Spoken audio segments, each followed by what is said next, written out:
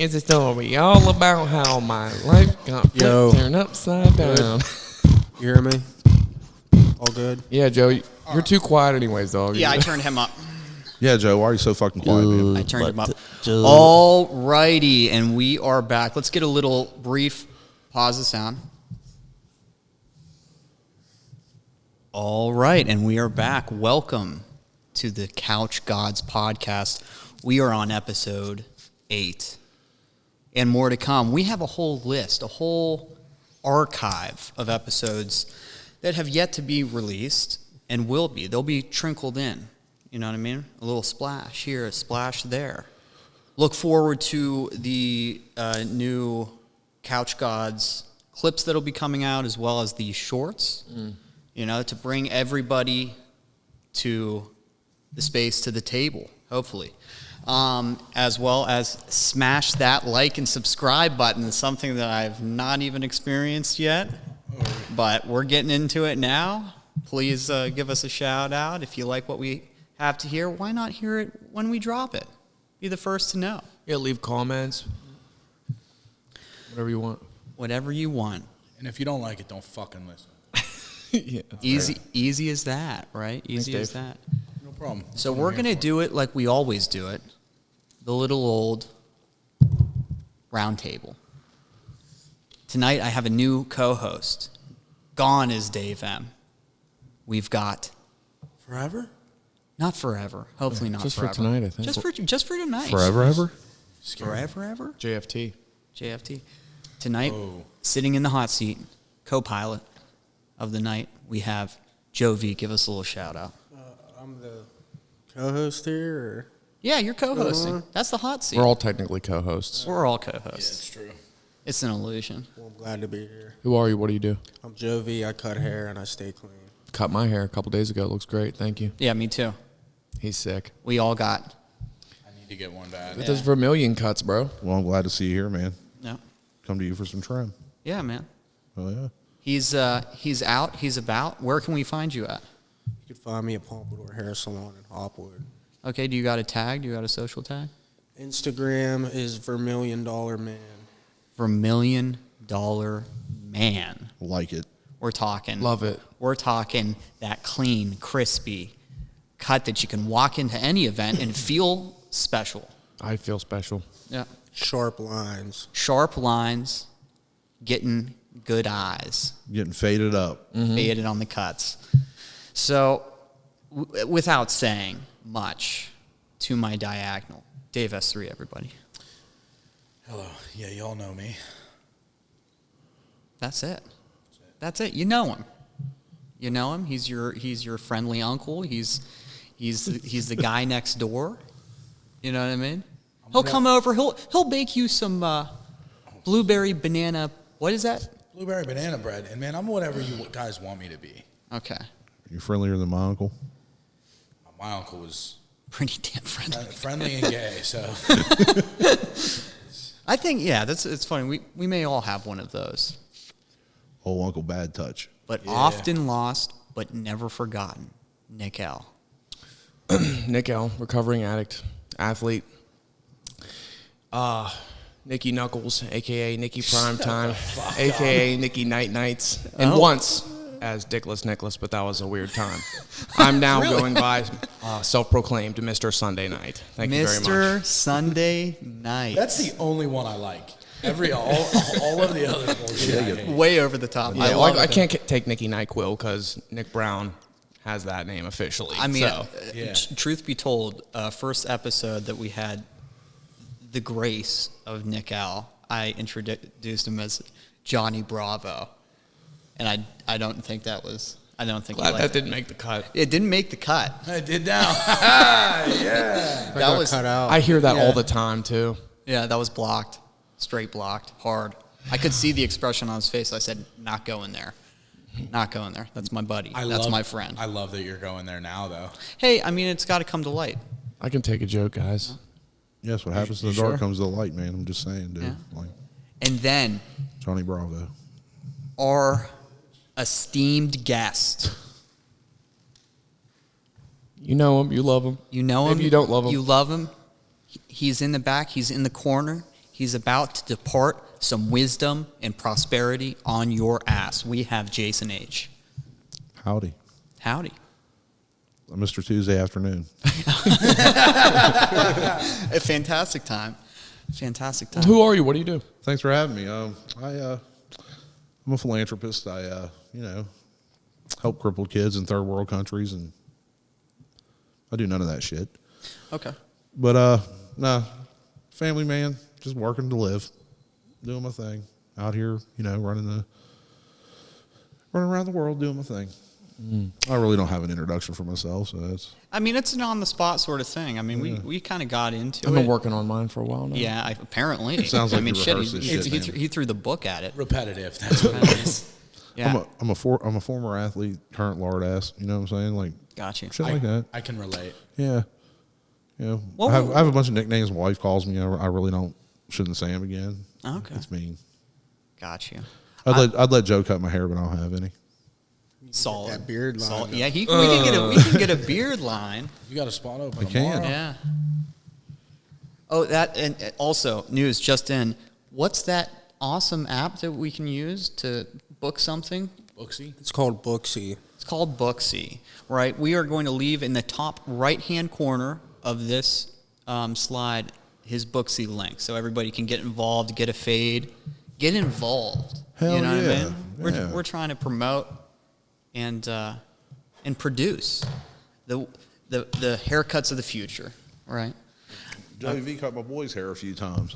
A few times. He don't listen. That's why right. I quit taking him to the fucking barber. Remember that. You Yeah. don't listen. He don't listen to shit. You were supposed to get a beard lined up then. And I was like, yeah, just cut his fucking hair. Let me get the Yeah. fuck out of here. Yeah. Kids Okay. are tough. They are. Kids. So talking about cutting kids' hair, why is it tough?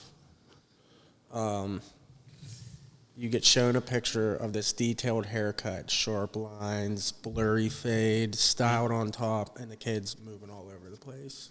Can you Okay. hear me? Am I Yeah, good? you keep cutting out for some reason. Yeah, you are kind of cutting out. Right there. All right. Okay. Good. Yeah. It's like a bad set of bangs cutting out. So the kid's moving all over the place, and you got to have patience to do this. Like, Yeah. So most of the time, you can't take a trimmer really to a kid's head because it'll cut their skin. Why? They have, 'Cause they have- thinner skin? Yeah. Really? They have No shit. most of the time their hair is finer too. So when you're cutting a kid, you'll just like take a number 2 guard, cut the sides and the back down, and just make sure it's like clean around the ears or whatever, and clean in the back. And then you can sometimes attempt to like scissor the top, but it usually doesn't work out. Okay. So if you were to compare, let's say, an 8-year-old to Dave S3, what guard is Dave S3 getting? It depends on what type of haircut he wants, honestly. Does he want like a skin fade, a bald fade, a 1, a 3? Whichever one you say that I would look the best, because I have virtually no sense of style, and my hair has a stupid thing where the sides stick out on the corner and I look like a dumbass. So if you can fix that and you tell me what to do, I'll listen. Joe V, take good care of you, bro. But here's the thing. When are you talking about kids, it ain't really an 8-year-old he's talking, because 8-year-old will sit there and fucking listen. You're like, hey, sit down, shut the fuck up, and get your hair cut. He's terrified. My 2-year-old is hell. Well, he was hell. He was 2 at the time. All he want to do is grab his fucking scissors and like, Really? yeah, Poke his eye out. Oh, Whew. You ever seen that? Is there? I never really think of as a haircut as a potential point of incident. But have you seen any like crazy? You know what I mean? Somebody's got the straight razor out and they're giving somebody a tuck and just like a phone call. No, you got to be like quick with your hands. You got to have like the reflex of pulling the clipper away at any given time. Yeah. But like I have like nicked somebody here and there, just like a small nick. You know what I mean? That's why you go Yeah. to barber school Yeah. and shave balloons. Really? Mm-hmm. Is that a thing? Yeah. Sick. Shaving balloons. Oh, when you nick them, do you put that like little white shit on it? And, Yeah. Oh, big question, right? Maybe a little personal. Does being a barber make it easier to shave your nuts? Because that's the most scariest thing that I deal with. No. Okay. Fantastic. We heard it from the horse's mouth. Not easier. Depends on if he's shaving them or Wait, not. you shave your nuts for real? I wax them. See? You serious? Wait, Why? you don't shave your Beauty nuts. spa by Julia. She'll get you. Do you go down and eat pussy whenever there's hair all over it? No, that's Yes, he does. He's completely lying. So do you expect a chick to nibble on your nuts while there's a fucking fruit basket hanging with moldy fruit on it? yes, yes, I do, and it's never been turned down because it's fucking hairy down there. I'm thoughtful. I like my nuts nibbled on. Okay. No, I only have one, so don't fucking play with my nuts. It's a hiding I do. thing. No, You it's keep true. the bush to hide. in No, the bush doesn't hide. The bush doesn't hide that there's only one nut. But I'm just like, just quit fucking get to work. Like, don't play with the ball. Like, that's crazy. So does the one ball sit in the sack and the other, like half your sack's like all Sackless. dead skin, like just No, hanging? I get it. No. Like chewing Oh gum. yeah, it's not. It's so allegedly I have two. But I just don't know where the other one is. It hasn't dropped yet. So that's I guess like I had a surgery when I was 2 on like an undescended testicle or something. But Wow. I don't know where. So it just looks like a fucking ball. Just I don't know. It looks like a fucking nutsack. I met a dude with 3 nuts once. I swear. How did you get like? How did that He said come he up? got injured. He took an impact to a testicle. Oh no! And a fucking third one. Dude, I don't know. It was like cell mitosis of the testicle, dog. He told me he had 3 balls, and I'm like, I don't know. I wasn't really buying in. His one nut split in half. That don't make fucking. No, I'd another hate to be the kid conceived He from said the he third went bowl. to the hospital and got it confirmed. 3 testicles. What? I don't Really? know. Man. So That's what does he it- fucking so- said. so man. Did he got- show you? No, he didn't show me. Okay, why? I'm just saying, whatever, dude. Call me. I mean, weird. I'd have it's been something like that. let If me someone see tells that you you have fucking- 3 nuts, you ask a few questions and then you take it at face value. I'm not sitting there being like, show me your fucking triple sack. Listen, banger. if somebody tells me they got 3 nuts, I want to see them. I think that's where I'm at. That's what I said. Fucking. I'm show just me. saying, like, no homo. Like, you want to say, it's like somebody says, like, hey, Are you going to grab them I and got- feel them and look, okay, 1, No, I'm 2, gonna where's, make that, him- where's that 3 at, pussy? You fucking liar. No, I'm gonna tell him to like squeeze his nuts up toward the sack and like tighten The it brain. Up. Let's Yeah. yeah, the brain. Let me see the brain, tiger yeah. paw. Yeah. Tiger ball. Yeah, they got 3. Okay. First off, I don't know that about tigers, and I've never heard. Maybe of- I'm wrong about that. Maybe that's cats. Tigers are cats. Tigers are cats, dude. Well, yeah, I guess. You you're mean a right. house cat? I mean, I get what you're saying. How many toes do cats have? If they have 6, they're polydactyl. Wait a minute. What animal has a 3 Birds. phalange? That's probably right. No, but 3 phalange paw cushion. I don't know. There's one. Dogs. Oh, I'm thinking about T-Rex. They got 3 You're out of your fucking mind. chickens. You know? It went from fucking Birds. cats to birds to T-Rexes. See, this is the thing. This is why we need a doctor on staff in the back to answer these questions on the fly. Who would win in a fight, a gorilla or a grizzly bear? Gorilla. Silverback? It's a silverback gorilla against a fucking grizzly bear. Silverback. You're out of your mind. Yeah, grizzly. I The side with bionic gorilla. strength of a The silverback. gorilla They're is just going as to rip that fucking bear to pieces. Absolutely not. You guys are all crazy. Yeah. That bear makes... Now, is the bear on cocaine? Well, it's got like fucking 100 yards into it for the real story. Yeah, right. It'll sprint 100 yards and You then guys were fucking talking about die. that. Yeah. I'm just saying. I watched that movie the other night and it was pretty Was it funny? intense. Yeah, I wanted to watch it, and I haven't got around It was to like yet. Friday the 13th with cocaine and a bear.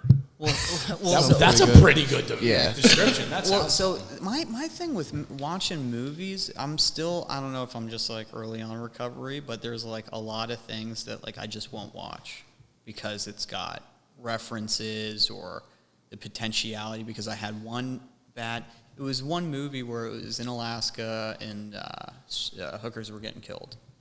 You know what I mean? And it's 30 Days of Night? Is that 30 Days? Of No, there's no hookers in 30 Days of Night that I'm and aware it's of. got- not even a hooker guy. That movie's great, though. I'm 30 not- Days I'm of not- Night's a No, hitter. but it wasn't that. It was that they were using, and it was something close to home. You know what I mean? My like. I got you, but Yeah, there's no and it just turned me sideways, and I turned it off immediately. You know what I mean? I prayed. you couldn't watch Snowfall then. Huh? No, absolutely not. See, I can dig that though, man. Like I was like that for a few years. Like I really, yeah, I understand. I get it. I Yeah, was trying to watch Jackie Brown like 5 days in. Got into a huge argument about it. Jackie Brown. Yeah, I was like, it's fucking classic cinema. You guys won't let me fucking watch Jackie Brown? Well, you know what's fucked up? Like, I could watch, like, Pulp Fiction and all that shit, like, whenever he's doing what he's doing. Because that wasn't me. Okay. Yeah. Like, you know what I'm saying? That wasn't my experience in the whole thing. So, like, if I'm like, it's like watching Requiem for a Dream. Like, okay, like, this wasn't my story. I just watched it for the first time, actually, about a year and a half ago. That's some of the gayest fucking shit I ever seen in my life. What, that movie? Yeah, the dude getting his dick sucked in the fucking bathroom by an old man. I turned it off. What happened? Did you ever see Basketball Diaries? I thought Basketball That's Diaries it. That's was the one good. I'm thinking of. That's the Yes. one you're thinking of. I thought Basketball Diaries was really good. No, it's fantastic. That, for me, I don't like to watch. No, that it's was not even the... That was gay as fuck. Like Leonardo getting his dick sucked by some old dude in the bathroom. That's the only thing I remember from him. Like, He did it for the Leonardo was in drugs. it? No, what about Leonardo, Mark Wahlberg, and that other dude. I don't know who the fuck it was. When he's fucking begging for money from his mom. and Reggie he's was pounding on the door. Ernie Hudson, I felt believe. that. Ernie Hudson was Whenever there. he was back at his mom. It's terrible.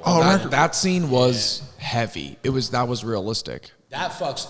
Come on, Mom. I'm taking one of these. Just $10. Requiem for a Dream, dude. That was whenever old boy says he pulls his dick out. He goes, "Go ahead, it ain't gonna suck itself." Yeah. I was like, okay, now I had those movies. The mixed movie up. was. I know that Requiem for a Dream was. I wasn't like floored by the film. I think Jennifer Connelly's sexy as fuck in that movie. But like the dynamic with the mother and like she was on those diet pills and was like slowly going insane. Yeah. That was interesting. I mean, it was a good movie. I don't know. It wasn't. Honestly, I don't really. Here's one thing I find annoying is recovery rappers. Right? That's annoying to me. 100%. Like, Truth be told, I did cry Even NF. listening to NF one time. Yeah, and he's got some hits, but I'm just like I don't really get in for it. Like all that like type of rap. I'm like, okay, we get it, dude. I listened to like some of that like recovery rap and all that, and like the recovery movies or whatever. It seemed like more whenever I was like struggling more It helped you. in and out of rehab and all that. It was like Kalichi. yeah. Well, Now yeah, it's like it makes you feel like sentimental in the struggle. It's like you want it. Well, if that's every song Yeah. is like the struggle of having a needle in your arm and the pain you went through, I'm like, cool, man. You could just make one of those songs. Because Tom McDonald was a drug addict too, and that ain't what he's rapping about. He's rapping about like fake woke and shit. I'm like, okay. Oh, I didn't That's know. cool. I was getting clean listening to fucking Biggie's 10 Crack Commandments, bro. Like, Right. 1, So- 2, 3, 4, 5, 6, Yeah. 7, 8, 9. oh man. It's the 10 crack commandments. 1. Yeah, that. Yeah, and going to a nooner. the recovery movies too. What was that one with Steve Carell? I think it was called Baby Boy or something like that. Beautiful Boy. Beautiful boy. It was okay, but I just, I don't know. And I've had different people ask me do you think that fucks with you and that's why you don't want to watch it? And I'm like, I don't think that's it because I would like admit that. Yeah. I don't think it's something like subconscious either. I don't know. There's a million other movies I could watch that I feel like I would enjoy besides like, okay, the dude in the straw. I live the shit. I don't need to watch some dude's depiction because the movies never get it right either. It's kind of played out. I thought Basketball Diaries was good though. Yeah. That movie I don't want to watch. No. No, it's a great movie, but no, I don't. You ever see 28 Days? 28 days later? yeah. No, 28 Days. 28 Days. You know what I'm talking That's the one with Sandra Bullock? Yeah. No. That's like the go-to film that they play to you whenever you're in treatment. So I never saw it Really? in treatment. Nate told me about it, dude I work with. He was like, Is that the one where like son's all fucked up and shit? no. Oh. It's Sandra Bullock, like, she... I Has don't to know. go I to thought- rehab. Yeah, I thought it was interesting, and like she kind of like realizes she's an addict, and Oh, that's great. there. I don't know. I thought it was halfway fucking decent. Actually. Hey. And then someone dies. Like it's I don't know. It's good. It was cool. So I had three movies when I went to rehab, and then I got kicked out and then sent back to intake, and then like Pellu room for a little bit, and then shuttled off to another place. But they had 3 movies, and all I can remember was that the first movie was like from like the 60s, like a really weird weird movie, and then the one movie was just like a trash 90s rom-com, It was like unbearable to watch, but like everybody wanted to watch it. And then the third movie was Catch Me If You Can with Leonardo. Fire. Great Fire. movie. And then the whole time I'm in there, I'm like, I'm gonna pretend to be one of these doctors to get out of here. I'm just gonna buddy up, get one of the suits on. I was out of my mind. You know what I mean? I believe that you thought that way, though. Also, saw an alien, or a ship. I think I already talked about that one on the podcast. Yeah, you said you Yeah. saw a That was not UFO, aired. not UFO. an alien. Yeah. Wasn't you that fuck. the episode that you cut? No. We No, talked about no, it yeah, last time. Yeah, it was on this. Last episode. Oh, no, it was an episode that we cut. It was Melissa. No, we talked about that last time. That was the recent one that we were talking about. The one I'm talking about the rehab. I can retell this one.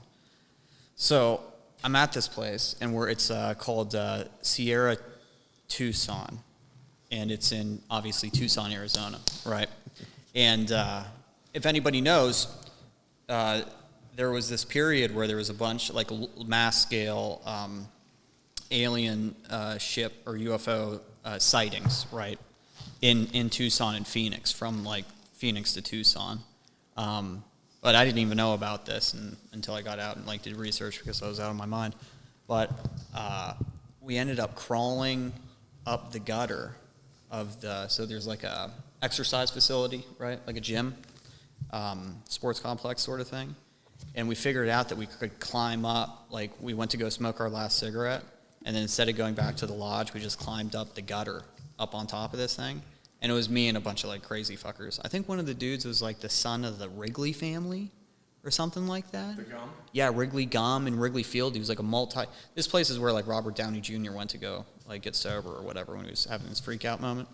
But we're up there, and on the horizon over Tucson, there's 3 large dots that are like 20 miles apart.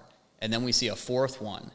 And we notice that they're rotating, and this is like, I mean, if it's one ship, it's like fucking like 100 miles, or it's like not 100 miles, but like 20, 30 miles wide. Yeah. You know what I mean? And this thing comes, and it's getting closer and closer, and then it gets over us, and you can feel it, like a low hum, and like your body's being compressed, like you're on an airplane, and we're like, what the fuck? And we're looking up, and you can't see anything. It's like the night sky or whatever, but you can tell something's there, like you're under something. Freaky as fuck. So if a ladder would have dropped out, would you have climbed up it to go see it again? Absolutely. Yeah, so would I. Yeah. I mean, if I was in that place, I probably would have been like, yeah, get me the fuck out of here. Yeah, I'm in rehab. The Take aliens me. came to save me. Yeah, take me.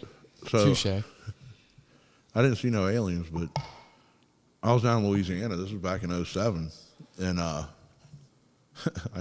ended up drinking myself into a mental home. Okay.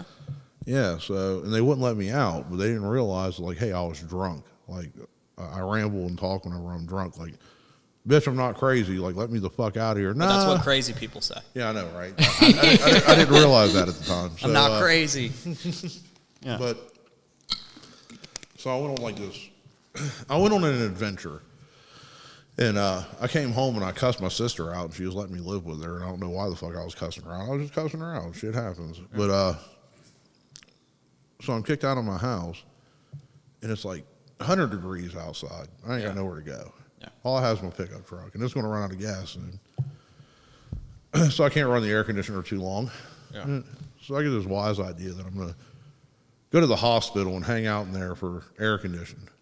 It's free. Who the fuck's going to kick you out of the emergency room, right? Yeah. So they called me, my dumb ass, I signed in, and they called me back there, and I was just mumbling about like different things about losing my job and shit, and I was like, I don't care if I live or die. Well, that's the wrong thing to say in a fucking hospital. Come to find out. They strap me down to this gurney, and I wake up on the Arkansas border, and I'm in a fucking nut house. Whew. You graduated. Listen, it was one of those things where, like, I sober, I'm like, what the fuck do you get yourself into this time? Mm-hmm. And I'm just kind of like looking around and shit, and I'm in a room with a kid that beat his dad in the head with a claw hammer, and you know, I'm just like, So anyway, make a long story short, they gave us 2 cigarettes a day. Ooh. Now I chain smoke like a fucking madman. Yeah. and I have to wait all day. And for lunch, we had bologna sandwiches and fucking Alphabet fucking chicken nuggets. Yeah. One of them high-end joints, you know what I mean? Like, the real fucking, the welfare crazies was with me. That's where it was at. And they wouldn't let me fucking leave, man. Like, my sister had to actually tell them, like, look, I'm going to get an attorney, and we're going to come up there. Like, let my brother the fuck out of this place. Yeah. They were trying to keep me against my own will, man. And I was like, I made a mistake, drunk. They tried to convince me I did a bunch of shit I never did before. Mm-hmm. Like, you ever have somebody talk to you and, like, they're convinced you did all this dumb shit, but, like, you know damn well you really fucking didn't? Yeah. Yeah, so I'm sitting there. But this girl asked me one time, she goes, you want my phone number? I'm like, bitch, you're fucking crazy. I don't want your fucking phone number. Like, the crazy house ain't a place to go get fucking phone numbers. No, definitely. You know what I mean? Yeah. And the only thing I had to my sanity was, it was about football season, and LSU was about to start playing. The only thing you could have on the TV is news. You couldn't have anything depressing, and you couldn't have anything that was like too much violence. Okay. So you got to watch the news, the Disney Channel, or a sporting event. Okay. And this like 400-pound black chick started dancing in front of the TV right at kickoff, singing. Okay. It's like, will you move your big ass out the fucking way? Yeah. And these people tried to keep me there even longer. Like, that's the only time I've ever been in a place like that.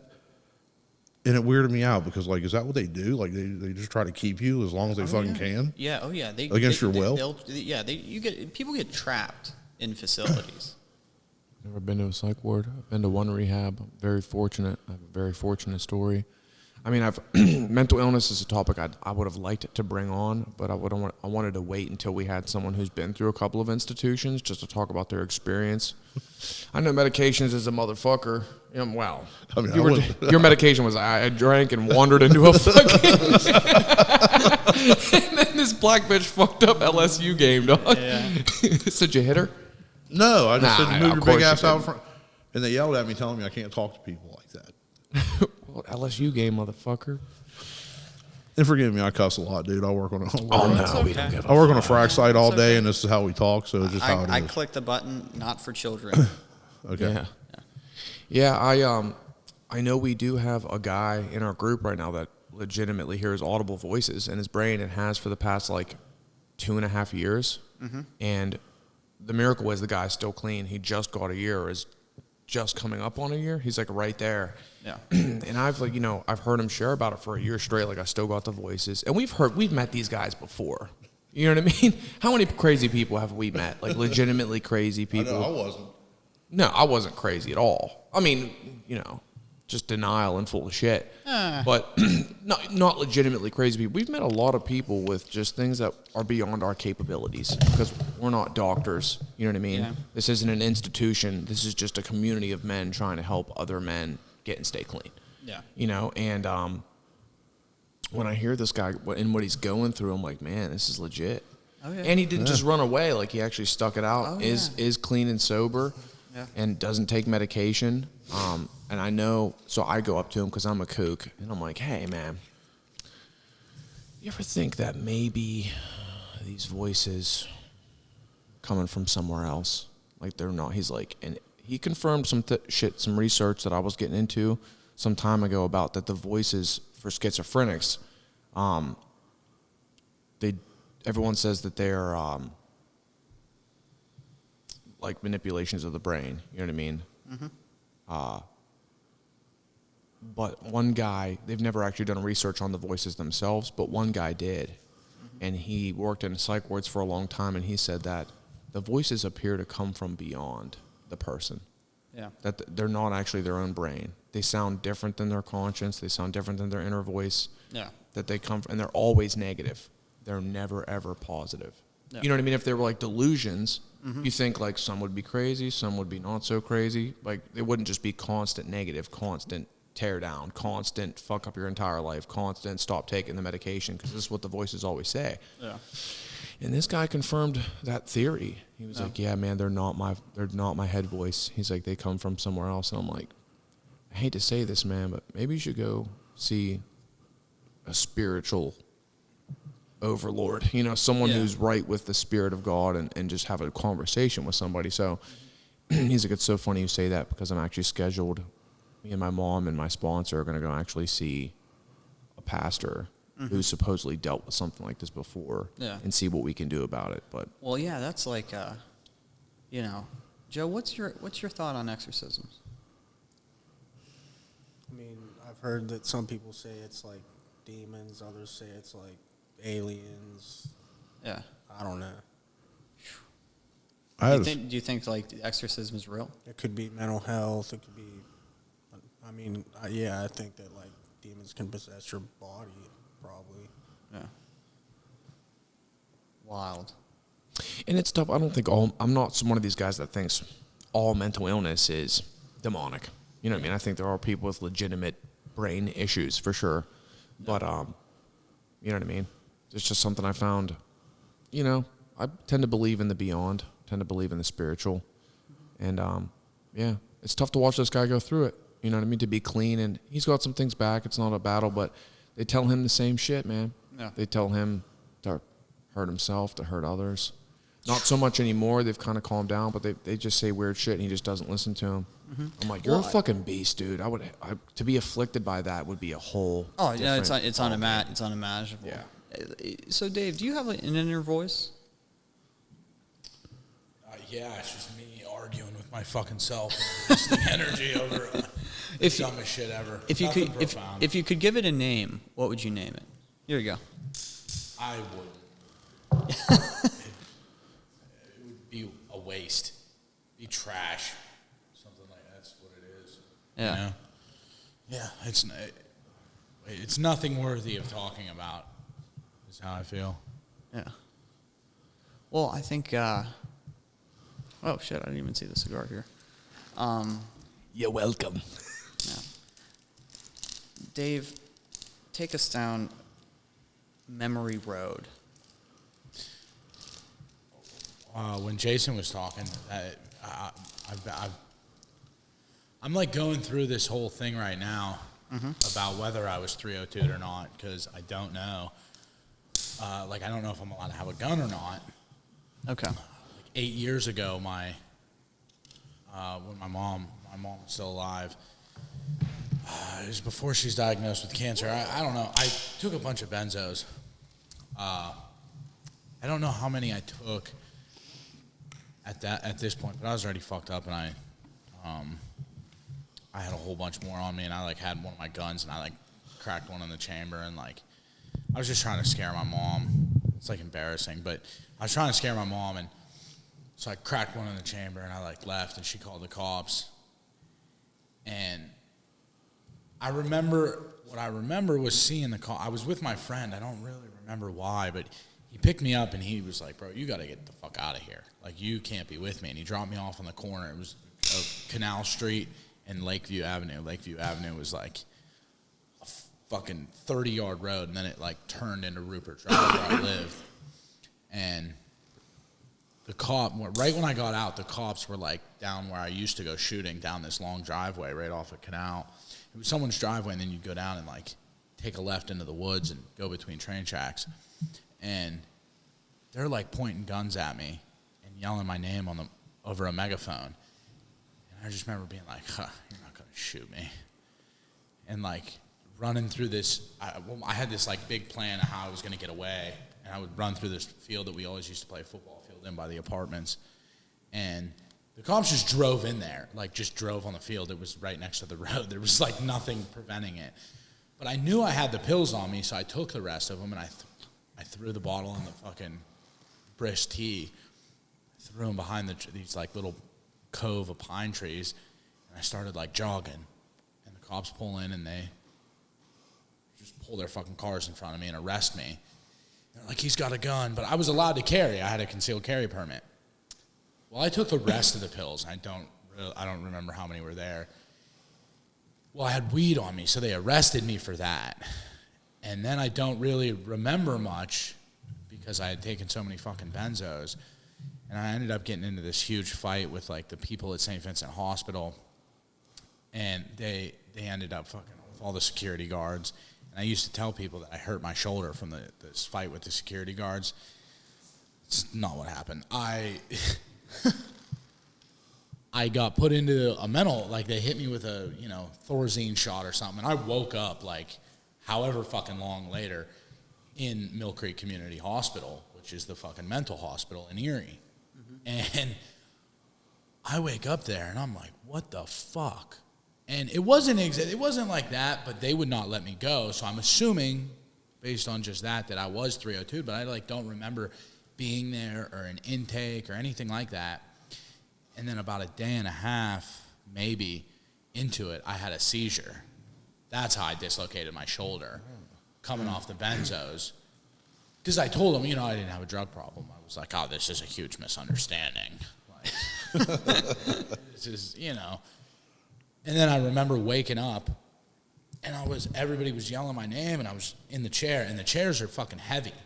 So you can't pick them up and throw them. They're these just big fucking, I don't know if they're plastic or what. They're plastic and they're full of weight. Yeah. So I remember waking up and being like, oh, what the fuck? And I'm trying to look up and I'm like, I can't move my arm. I'm like, what the fuck? And I'm so out of it, and everyone's yelling my name, and they have a nurse there. The nurse comes in, and she's talking to me. I'm finally coming to. I'm like, what the fuck, man? I can't move my fucking arm. And she's like, Dave. And she says my last name, and I'm like, oh no. She's like, it's me, breathe. Don't you remember? And I was like, oh my, can I get a different nurse? It was the girl who I first kissed in fucking middle school. That was my best friend's sister.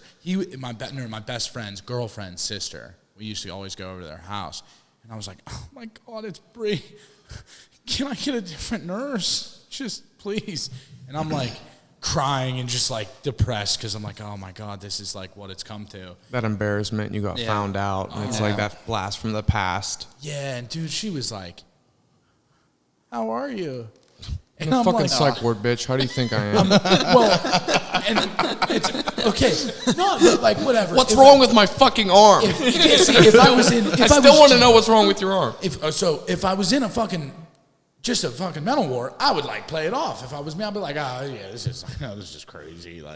And I would make a fucking excuse, and I'd be all charismatic.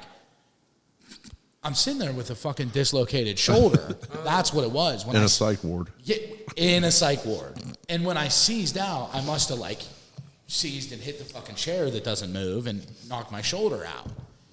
And so I'm just I can't fucking move right. I'm just looking at her. I'm like, oh my God. And so that's how I dislocated my shoulder. I had to wait 3 full days, which is why I assume it was technically a 302, and I had to be forced to stay there. But I don't remember. I was like, it's all fucking fake, it's all hazy. And in this process, so when they took my gun, I received something in the mail 4 or 5 months ago about Girard State Police having my firearm, and I could get it back. And then you're good. So that's what I would think. So give me my fucking property. Right. So, but I was super honest with the officer, and I was like, listen, bro, I don't want to come down there and have you guys fucking arrest me because I'm not allowed to have a gun. I was like, so what do I do? They technically have to have a warrant for your arrest. Yeah. So, but what happens? So I've heard of people catching felony charges for going to a gun store trying to buy a gun. Yeah, but it's already your property. Mm-hmm. And they're willing to give your property back. And a 302, I think somebody has to call in for a 302. If the police just picked you up with some weed and you happen to be under the influence, maybe you're a little rowdy, they might have taken you to the psych ward just to potentially pump your stomach. I don't exactly know, but it doesn't sound like you were 302'd. Yeah, well, to me it does. Well, I hope not. I hope lawyer you're up, right. dog. Get that gun back. I don't know. I'm going to. I'm going to try. I feel like we have a guy for that.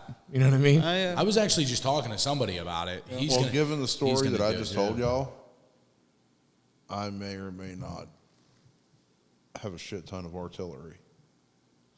Okay. Just saying, Bob. You'll be fine. Yeah. You're good. I hope so. If they tell me, man, I've been fucking. I called him and left 2 messages. I talked to him 3 or 4 times intermittently, and he said the procedure of everything was that they have to do this background check, make sure that the case was closed. I was like, dude, just make sure it's good. I was like, I fucking paid those Fines off. They're trying to do the old bait and switch on you, like get him up here. Yeah. Hey, let him get him up here. You throw him in the clink again. Maybe.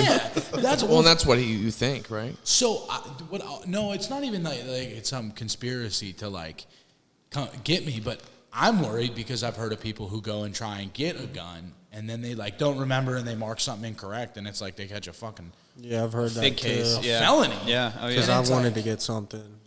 Yeah. But, like, I've been 201, 302, all that. Yeah. So that's why I don't know. I'm like I'm genuinely in the process of trying to get it back. I'm waiting on a return phone call. I'm going to call him again now that like we're talking about it. Because I really want to know. Yeah. Well, big question. When you can get it back, what gun are you going to get? Well, it's a Smith & Wesson Model 5904, like an 80s cop gun. Okay. But what would you like to? I know you like guns. Yeah, what I do. Would you like to purchase? I want the SIG 365, that macro. That's what I want. SIGs are the shit. Yeah, that's what I want. Speaking of cops and the psych ward, I have gone into the psych ward to carry the message. You know what I mean? Yeah. Just to give my story and share some hope, because a lot of people that end up in the psych ward, they happen to be on drugs. A lot of the reason why they're crazy is because they've been inundating their systems with drugs, illicit substances. Where it furthers. When I went, I had nowhere to go. You know what I mean? Some people do that too. Probably because of addiction. Yeah. You know? So I've gone in to give my story multiple times into a particular hospital, which is a psych ward, and it's so funny because I go in there, I give my story right, I like try to bring the weight and just get to the despair and share that with them and let them know that like I'm clean now and there's hope. And one guy was just like, "You're a fucking state cop." I'm like, "Dude, I'm a heroin addict." He's like, "No, state police." And just like walks off. I'm like, "All right." and dude. everyone else is just looking at Yeah, you like and he might be. since then I've been accused of being a cop in like so many instances. It's just like They got you on that my one. persona, the hair. They're like, your fucking haircut, everything screams you're a fucking cop, dude. I'm like, whatever. I guess I'm a super douche. Here's another thing I was thinking about when you were talking about guns. You know what story I've heard a gazillion times since I've been clean that is so fucking annoying? The old chestnut of, I had a gun to my head, loaded. I pulled the trigger, and the gun didn't go off, bro. I've literally heard that from like, dude, double-digit people. And I'm like, guns are designed to go off, motherfucker. Did someone say that on here? I have a feeling, as though because I know who it was if they did, because I've heard that story. No, I've just literally heard that story. You'll be getting someone's fifth step. I've never said that ever in my life. Same. Because I've never done that. But you've heard that story, have I've you not? heard the same thing that you've heard from multiple people. It is just like, what people don't understand is, Was it a high point? What are you trying to shoot yourself with, dude? I had one of it those. was it was a Taurus. That thing worked. Thing will go off. Yeah. Well, I've heard that. I've heard that from probably 3 or 4 dudes new. You know what I mean? It's like one of the like trademark. It's a trademark story, Yeah, and it's I'm a like, trademark and maybe I don't know. They can't. I feel like they're all full of shit. It's a frankly. trademark lie. It's a trademark Yeah. lie. Yes. That's what it is. 100%. Well, no, because people. So I'm like, dude, guns go off. Yeah, people get used to saying like suicide is not a Solution. not a joke. It's not a solution. If you feel like you're in that headspace, please get in contact with somebody. There's hotlines in every state to help you. But I feel like a majority of suicide attempts are repetitive, right? Like if that's like something that you go to whenever stress levels get to like extremes, and it's like your way to get out, like your way to like get sympathy or divert from like basically have no consequences. Or you're gonna have some, but like that's some way of getting less consequence, right? It's the old thing of just like attention. I mean, I'm not trying to be like, I don't know. I just think that like if you're gonna do it, I don't think people like. I don't think there's an attempt. I think you do. Yeah. That's what I'm Well, saying. actually, and that's not like, if you fucking really think that, I mean, the whole point is like get help. That's true. I just don't. The people that are going to do that, I don't think that they do. You know what I'm saying? I don't know. Statistically, men who attempt suicide pull it off. Like statistically, I know between men and women, a lot of times men are successful with their attempts. It's not like a joke. I got you. And I actually had a friend. I had 7 months clean. I went to his funeral, this kid was a stud. We trained MMA together. He was funny, good-looking kid, man. But he was always a little bit more on like the depressed side of things. Real pessimistic, negative at times. But like he was enjoyable to be around. But my buddy Brian found him in his home. They were hanging out lately, and he was supposed to meet him, and he didn't come over. So Brian went to his house, knocked on the door, but his car was there, but he didn't answer the door. Door was locked. So there was this way to get in where you could because it was like actually an apartment attached to his parents' house. He kind of lived off of his parents' house. Brian climbed up, went in through the side door that was just off a balcony that there was no access to, but these guys scaled it all the time, and walked in and found him dead. And he slit his wrists, and apparently that wasn't good enough, so he stabbed himself in the neck with scissors. Jeez. So that's what men who want to kill themselves do. They fucking get the job done. And the fact that you slit your wrists and that's not good enough.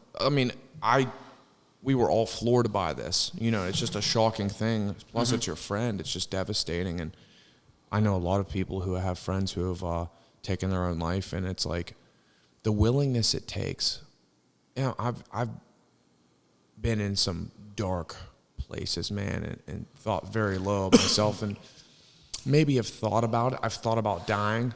I wish God would have just taken me off this rock, but I never got to the point where I could slit my wrists and be like, not quick enough. Scissors in the neck. And, so. I was going to kill myself. Suicide's a heavy topic. I crashed my car on the way to do it, though. Just real bad. Car didn't go off.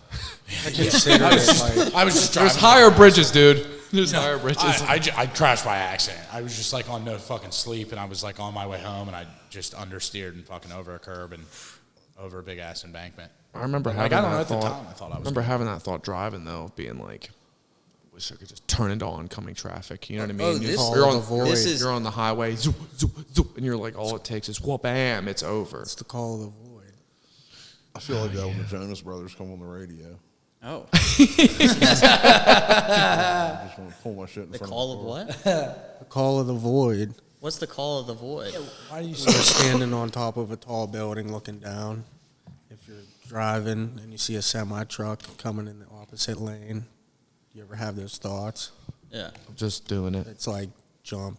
So that's what it's called? It's the call of the void? I mean, I've heard that somewhere, so that's just what I'm calling it. Okay, you say it like it's, because I know where you're coming from, like almost like it's a... Like a concept. Yeah, exactly. I mean, if that's a concept... Sounds legit to me. No, well, it does. Well, no, you're on it. Oh, shit. Well, I'll help you out, buddy. Stand by. Call of the void. Yeah. Yeah, like I said, I've never had any like considerations, man. I've never made a plan. I've had those thoughts. I've actually fantasized about my own funeral a lot clean. You know what I mean? Really? And supposedly that's like a stoic practice, is to fantasize your death and fantasize the world without you. I mean, my last day using, It didn't come from a place of despair. I considered it, but at the end of the day, would I have done it? Probably not. Thank God you didn't, because I like having you around, man. Appreciate you. I love you. I mean, I didn't want to put my brother through that, you know what I mean? I can say it, the thoughts were there, but it's would I have done it? I don't think I would have, I hate to sound like that guy, man, but I've legit never thought about killing myself. I mean, that's pretty much what I said. I was right. I was there. My grandfather blew his brains out, man, and my best friend when I was 13 shot himself in the face. And I've never wanted that, for anybody. Yeah. You know what I mean? It's just brutal. Yeah, it is. So I was 13 years old, and I was going over to his house, and I heard the gunshot go off, and I walked in, and all this was gone. It was on the ceiling. And I've never contemplated that. That's just all it's a weird subject for me, man, because two people that were very close to me did the same thing. And I've just never been that. Now, I've asked God, like, when are you going to end this shit, man? Like, you know what I'm saying? Like, That's where I'm at, too. I've never wanted to take my own life. I've just been in those moments where I'm like, dude, it never crossed my mind, you know, except for those, like, subtle things where I'm like, what if? Yeah. But it was just like, what Jason said. Like, can I do enough blow for my fucking heart to explode while a hooker's sitting on my face? Like, that's... Good way to go. Yeah, that's. I would think about shit like that, but... Well, I think there's like a clear and definite distinction between thought processes before suicide, because there's people who legitimately want blackness, want nothingness, don't want consciousness anymore, and are driven to get to that goal, like what you were talking about with the wrists and the scissors. But there's also like my side of it, right? Because I've seen people who were in that spot and went over the bridge, more or less. But when I was in that state, it wasn't that I wanted darkness and I wanted nothingness. It was that I wanted people to feel my pain, and I wanted to do it to others, like selfishly. Yeah. You know what I mean? And that's... You actively thought that? Yeah. Interesting. Mine was just... That's like... So yours was more of like a self-loathing type thing. Yeah. Yeah. That's kind of where we were at, too. We just didn't get around to. I mean, maybe if things would have continued, who knows? I like to think, obviously, I was out of my mind. Addiction was fucked up. But I was, reflecting on my friend Ryan, and that whole spiel was... I mean, what I was thinking was the willingness it took for this man to go to those lengths. Yeah. And I'm thinking, like, the dude wasn't really an addiction. I mean, we partied together, but the dude, I mean, he must have... I mean, I never saw that coming, you know? Well, and there's the... People have talked about this, too, is the sense of feeling trapped. Like, trapped in this body. You know what I mean? And not wanting that anymore and wanting to be released. That's been talked about in suicide journals and stuff like that. Well, we can all relate to, I mean, and I say this a good bit in conversations with new guys and people struggling. Existence hurts. Oh, yeah. It hurts to be here. Life is a struggle. Mm-hmm. I mean, even here in the United States, with all the things we got going on, life ain't perfect. No. It literally feeds you shit sometimes. It's funny you say that, because me and my brother have this like joke going on where like, we wake up in the morning and it's like, I have to exist. Mm-hmm. You know what I mean? It's like struggling and stuff. And it goes back to what we talk about, like you don't know what burdens people carry. Yeah. And some people are more sensitive to that than others. When I was in rehab, we had a rabbi come in and give a presentation. Yeah. It was a really deep presentation, probably too deep for a bunch of fucking loser drug addicts, because half the room didn't get it. You know what I mean? But I've never forgot it. And he was talking about being canaries in a coal mine. Yeah. Spiritually. We're spiritual canaries in a coal mine. So when you take a canary in a coal mine, it's the canary will be affected by the gas in the coal mine first before the human. So if the canary dies, you know that there's danger present. You need to get out. There's toxic gas. Yeah. But there are people that are more sensitive to the influence of existence, and that it weighs heavy on them, and that they are canaries in the spiritual coal mine, essentially. Yeah. And I was floored by that, because I feel like I've always been more on the sensitive side, and I've struggled with thoughts of existence and the why am I here type shit, and what does it all mean? Like I've wrestled with some of that for a long time once I came to age. But there's got to be an us versus me category in that, or us or me versus them. Them versus us. Yeah, them versus us, where you're in. Because you rarely see somebody who's tapped in in a community, really close with people, really have a network that gets to that headspace without being able to reach out for help. It's a lot of times it's the people who are like have pushed everybody away, you know what I mean? And then feel like everyone's coming at them. It's happened twice though since you and I have been here. Yeah. Both the same way. You know what I mean? Well, and that's the thing. Backed into a corner, into the darkness. You know what I mean? Dying alone. I don't know.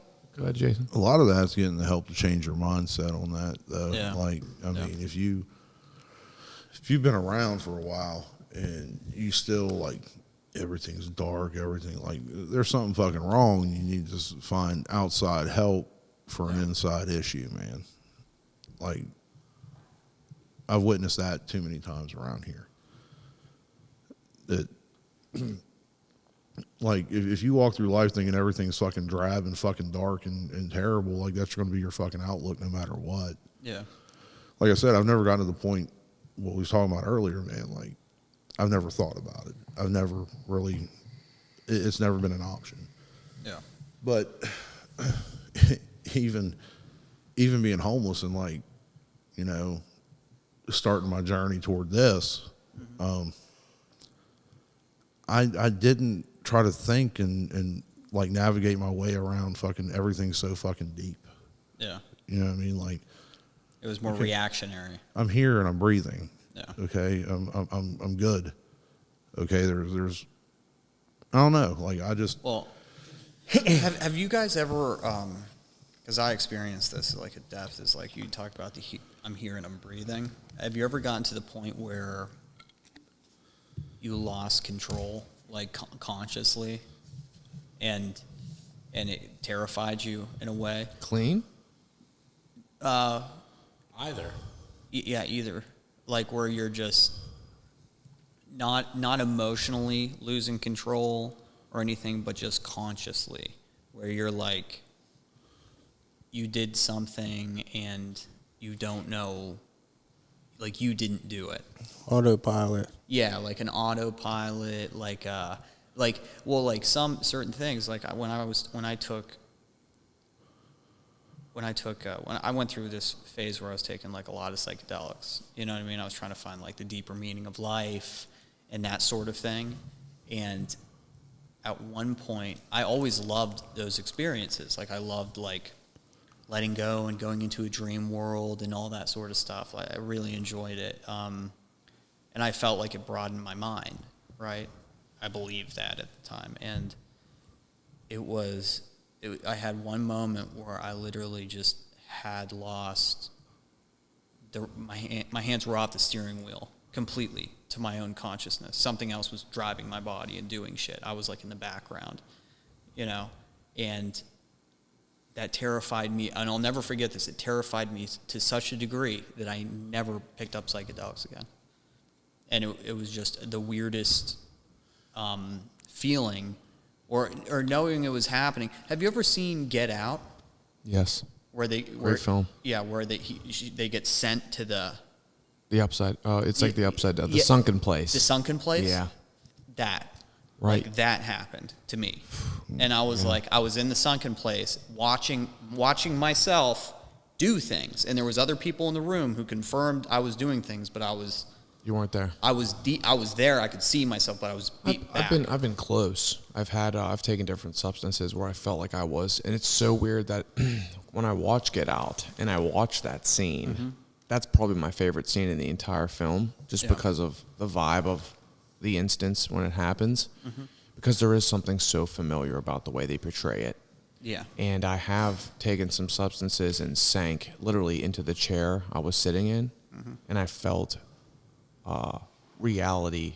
I was like falling out of reality and into somewhere else. Yeah. And the spooky part was, and I was still seeing the details of existence, but it was like coming up. And the creepy part was, it's like I felt like there was entities around me. I couldn't make them out, but it was like they were waiting. Yeah. There. In the darkness. It was haunting. Yeah. Yeah, and I never touched it again, that particular substance. Well, and there's like, and I equate this feeling like, let's kind of go around like nightmares.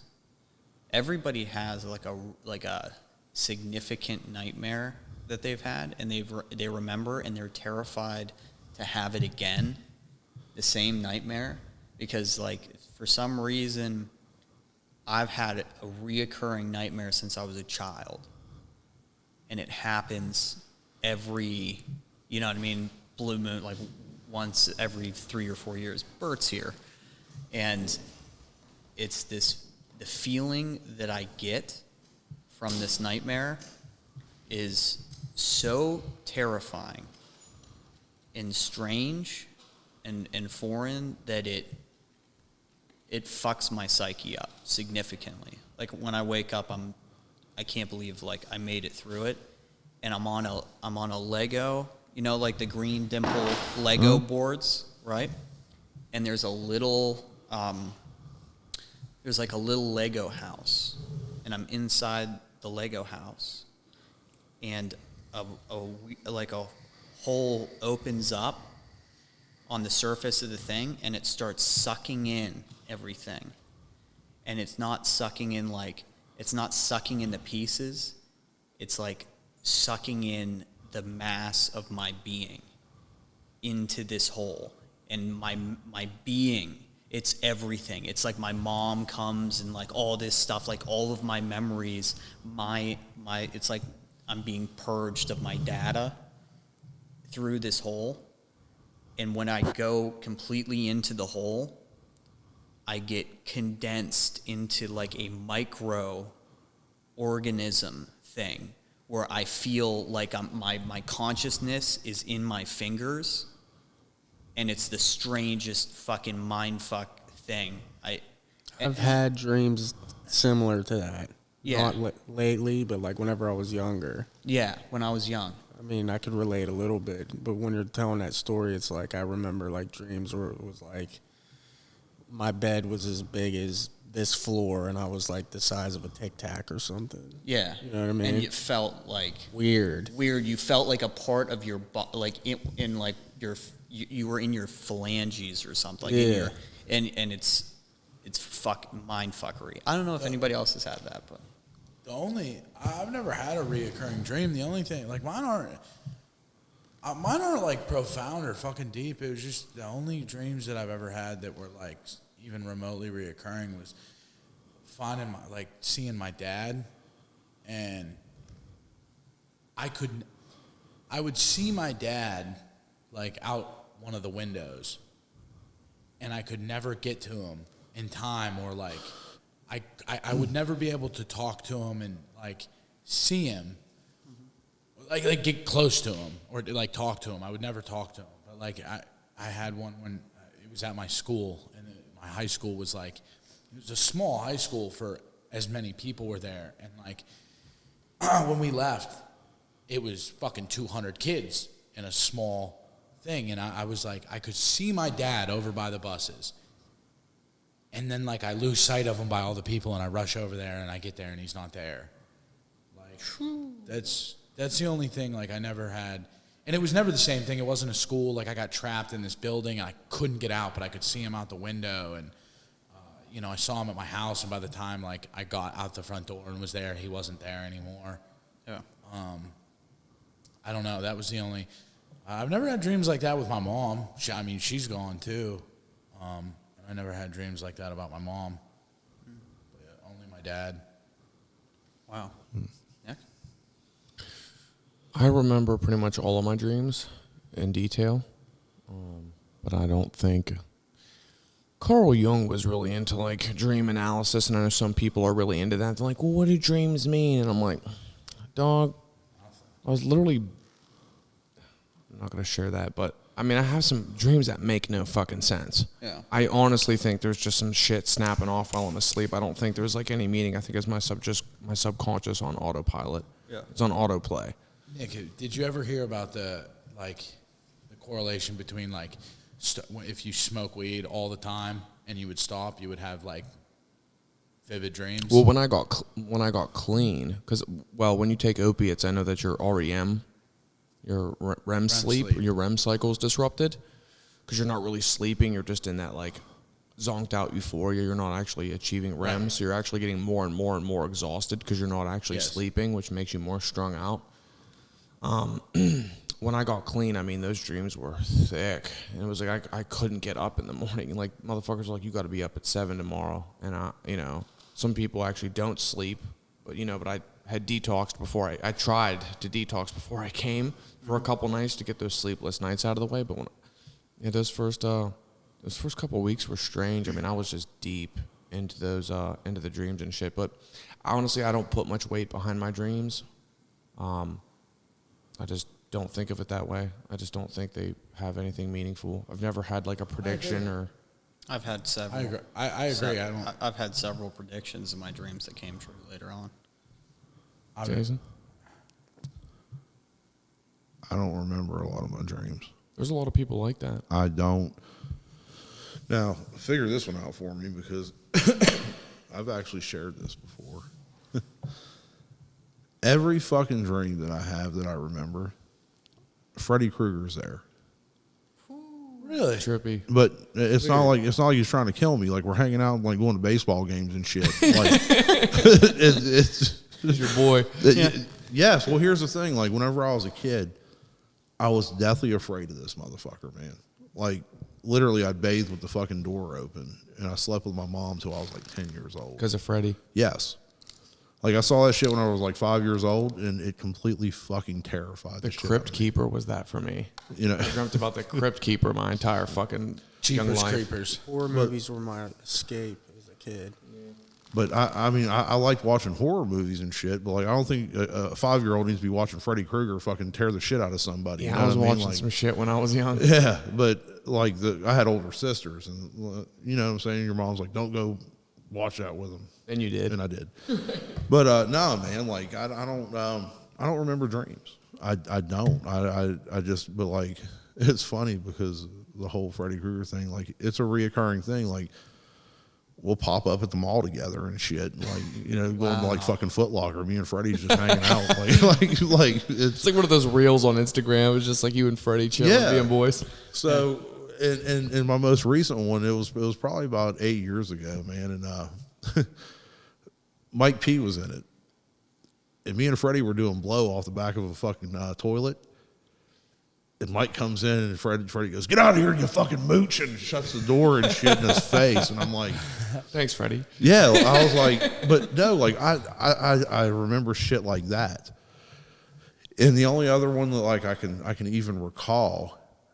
I remember going off of a bridge in a truck. Ooh. Oh, like an 18-wheeler? No, just a pickup Oh, truck. pickup truck. But as I was following, the water kept getting farther and farther away. And I just woke up. But I couldn't move. Like, I was like... And paralysis? Sleep Yeah. paralysis. Yeah. Never Sleep had that. paralysis is something that, because I like to talk about that shit, the spooky shit, you know, like the voices. Yeah. Sleep paralysis affects a lot of people in recovery. A lot of people. Julia, when we have her on again, we should probably bring that up. She's tried to lucid dream, and she's actually experienced sleep paralysis. A couple people in recovery have experienced the sleep paralysis. And it's like, yeah, it's all the same thing. It's like they're paralyzed, they're coherent, they're competent, but they can't fucking move. And a lot of times they see and hear terrible fucking things when it's going on. I'm like, yeah, that's fucking a little bit close to the demonic realm. Yeah, my dude. I don't want that ticket to that bus. No, Well, that sounds terrible. I didn't hear or fucking see anything. All I know is, like, I was awake. Like I said, I was just falling in a pickup truck, and the water was getting farther and farther away from me. And I woke up, and like I couldn't fucking move. I was just like... So, so like you see and remember dreams. I remember, yeah, I've Yeah. had falling dreams. And I know that they are linked to different insecurities and stressors. You know what I mean? A lot of times, like, I'm at my serving job, running around, you know what I mean, from that stress, right? I'm running around, I can't get shit together, I'm still getting sad, I can't get the drinks, I'm, like, drunk for some reason. It's like I'm incoherent, I can't get my shit together. Yeah. So there's just that stress. I've lost my teeth in a dream. Ooh, that's a dirty son of a bitch. That one.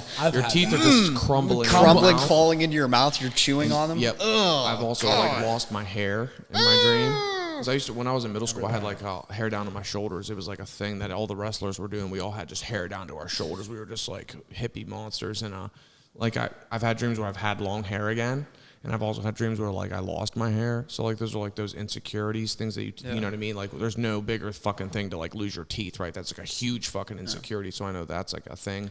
I believe in those correlations because I can relate to the way I felt when I went to sleep or what was going on in me at the time. Yeah. To why it triggered that style of dream. Well, like I can relate to that too. I mean, I've had one of the craziest dreams. Like, you know how you could remember dreams periodically as like life happens, like something will happen and it'll remind you of a dream that you had, like Deja vu or an actual dream. Yeah, deja vu and dreams, right? Hold that one in the chamber. What do you mean? Damn. So I worked at Monterey Bay Fish Grotto, and you take an elevator to the top. It's a restaurant that's at the top of I think it's a 13, 14 story building in Pittsburgh that overlooks the whole city. And I'm at the base of this thing. I'm at the base of Monterey Bay Fish Grotto, and it's like snowing out and it's dark, and the base of it is like, it's not Monterey. It's like this obelisk looking like triangle shaped thing building, and it goes up past where the skyline is, like past where the clouds are. It's like higher than the clouds for some reason. And I'm like, I've got a fucking Smith & Wesson MP with a silencer on it. And there's this other girl running around, and she's like, how do we get in? And I'm like, I know the code. And we go up to like this back thing, and I press in this code, and we go up another elevator that doesn't exist in Monterey Bay. And we come up the back, and then we're in Monterey Bay, right? And all of a sudden, I'm wearing my like busser's uniform, and I don't have the pistol anymore. I'm like polishing silverware, and they're like, all right, it's time to go. We got to get out there. And I get out into the main floor, and you know how servers and bussers, like, you memorize the tables and everything. Well, all of a sudden, Monterey Bay was 3 times the size of what it traditionally is, and all the numbers of the tables are wrong and in different positions that I don't remember. And I'm like terrified because they're just sending me food. They're like, you gotta go here. And I don't know where the tables are. And I'm like, oh, and I'm like running around. I got this hot food and everyone's just staring at me. I'm like, what the fuck is going on? And I'm like panicking.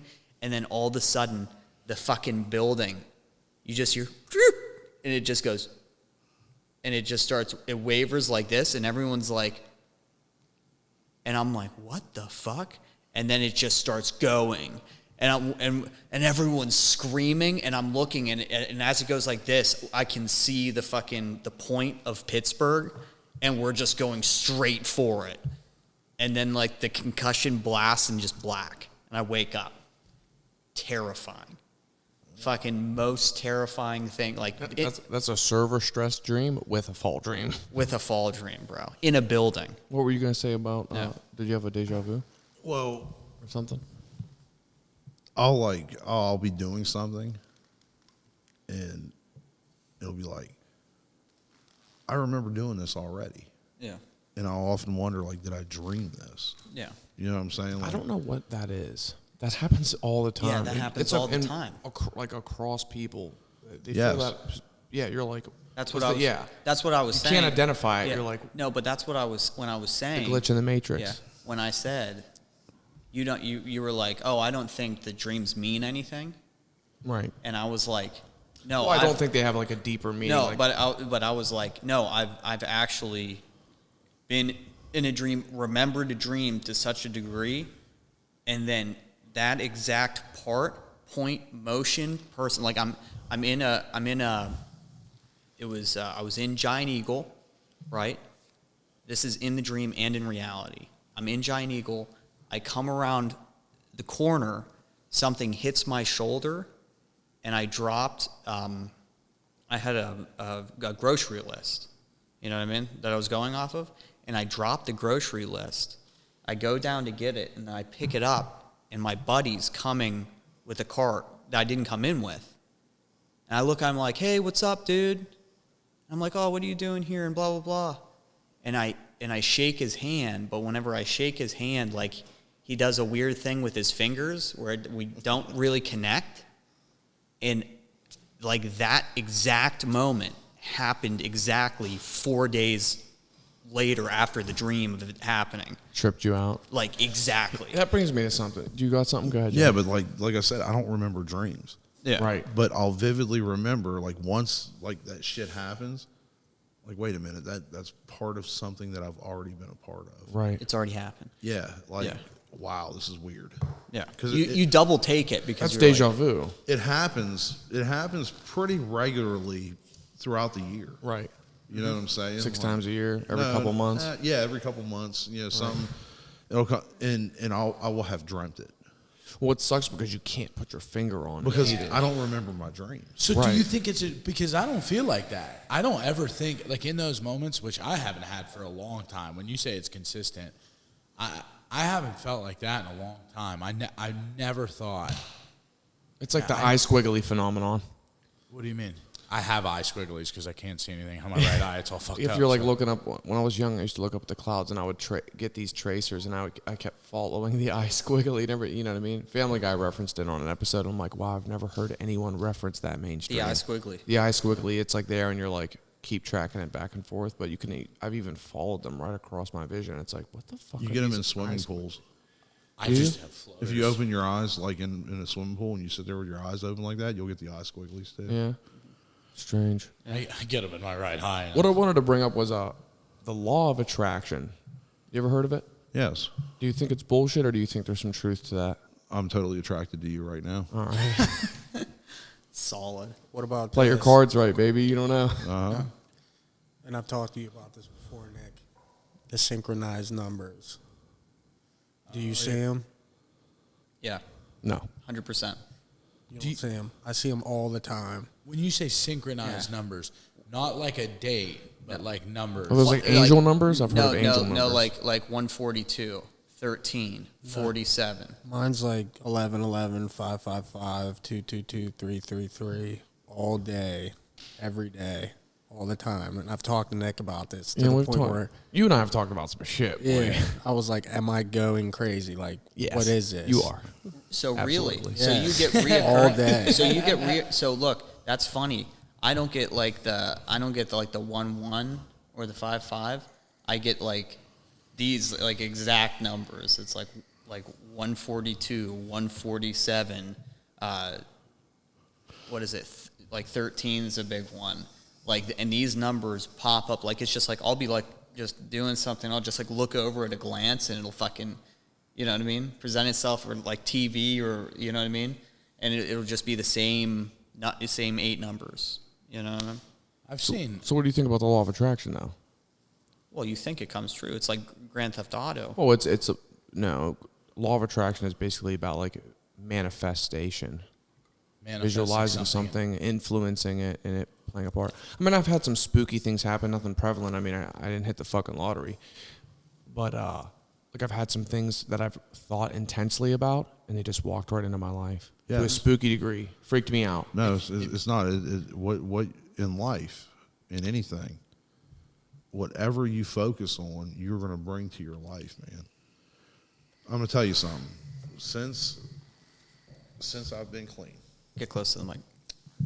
since I've been clean, everything I said I'm going to do, I've done. No matter what the fuck it was. Like, I said I was going to do this. I went and done this. Like, it's almost like the power of positivity, man. You're going to, what you think and what you put into your life is what you're going to get. You're not like, I believe that. if you're looking to get high, you're going to find a way to do that. If you're looking to settle down and build a life, you're going to find somebody that has that same law of attraction that's looking for the same thing. You're going to do that. Because it's prevalent in your psyche. Yes. What you're saying. And if your goal is to buy a fucking house, you know, you're going to put yourself naturally, if that's what you're working towards, you're going to put yourself in the best option to do those things. Do you think I think there's more of a subconscious. Well, what I think there's like a tapping in. No, I completely understand what you're talking about.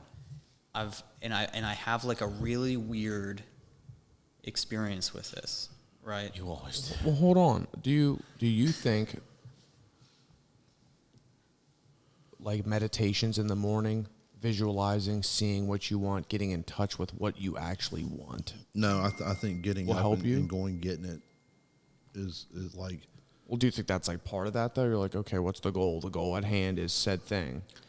I mean, no, I don't know. It's not like I'm getting up in the morning. I'm like, I'm gonna go find a wife today, dude. No, I know. No, it's not like that. It's one of these things that Because people talk about Yeah. manifestation, meditation. Yeah, Is this so- something I should be practicing? Is visualizing? You know what I mean? it's not the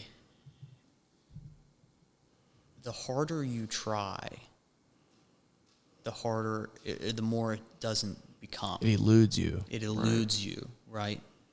It's the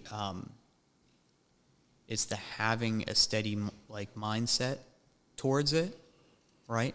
Not understanding what the outcome is or how you're going to get it, right? And then you get these little things that happen, and you decide in those moments when they happen to take it, right? Take it and run with it like an opportunity. Like an opportunity comes, you can either pass it or go with it. And those little decisions, the more that you catch of those little decisions and you just allow it to happen, you know what I mean? You go with it because there's like a sixth sense, and you go with it, and then it starts happening. I've also had that in the negative, though, too. I've definitely had some things come into my life that were super appealing and super attractive, and the idea is like, YOLO. Like, when does this come around? Let me take advantage of this. And then the more I think about it, I'm like, this feels like a snare. Mm-hmm. So then my conscious, my spirit feels like, this is like a deception. Like, this sounds like a headache. Oh, there's a story for that too, man. Like, you ever hear the story about the guy that's like trapped at fucking sea, and he asked God, like, hey man, can you get me out of this? And this boat comes rolling by, like, you know, and he's like, okay, well, no, God said he'll do this, so you let the boat go. And God finally, he goes, you told me you'd fucking save me. Well, everything I fucking sent your way, you fucking turned away. Sent a raft, a boat, and a helicopter, Yeah. motherfucker. Right. Yeah, I was just using that. I was carrying a message to somebody and just used that reference, Well, that joke. mean, it's factual. Like, Yeah. Yeah. Well, right. Okay. Like, you're praying for something that's right before you, and you're like, you turned it down 3 times, motherfucker. Well, and that's why I was saying, like, the opportunity thing. So for instance, this location, right? I went into it with, you know, me and my buddy wanted to start a restaurant, right? And we were looking at restaurants, and we were going around, and got a real estate agent. I didn't know why we got a real estate agent. I wasn't really serious about anything, but like, I just wanted to do something. I wanted a change of trajectory, and I was just like, yeah, let's go check this out. You know, hopefully something works out, right?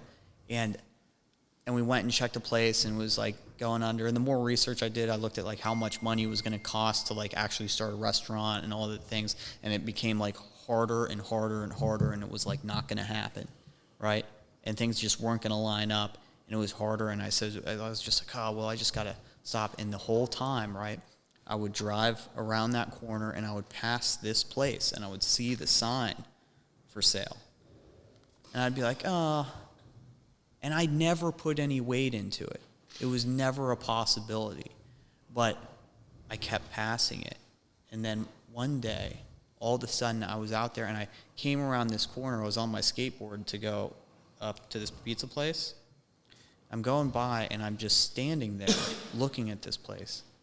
And all of a sudden, it was like from somewhere else. It was just like, you're going to get this place. And I said, I am going to get this place, aren't I?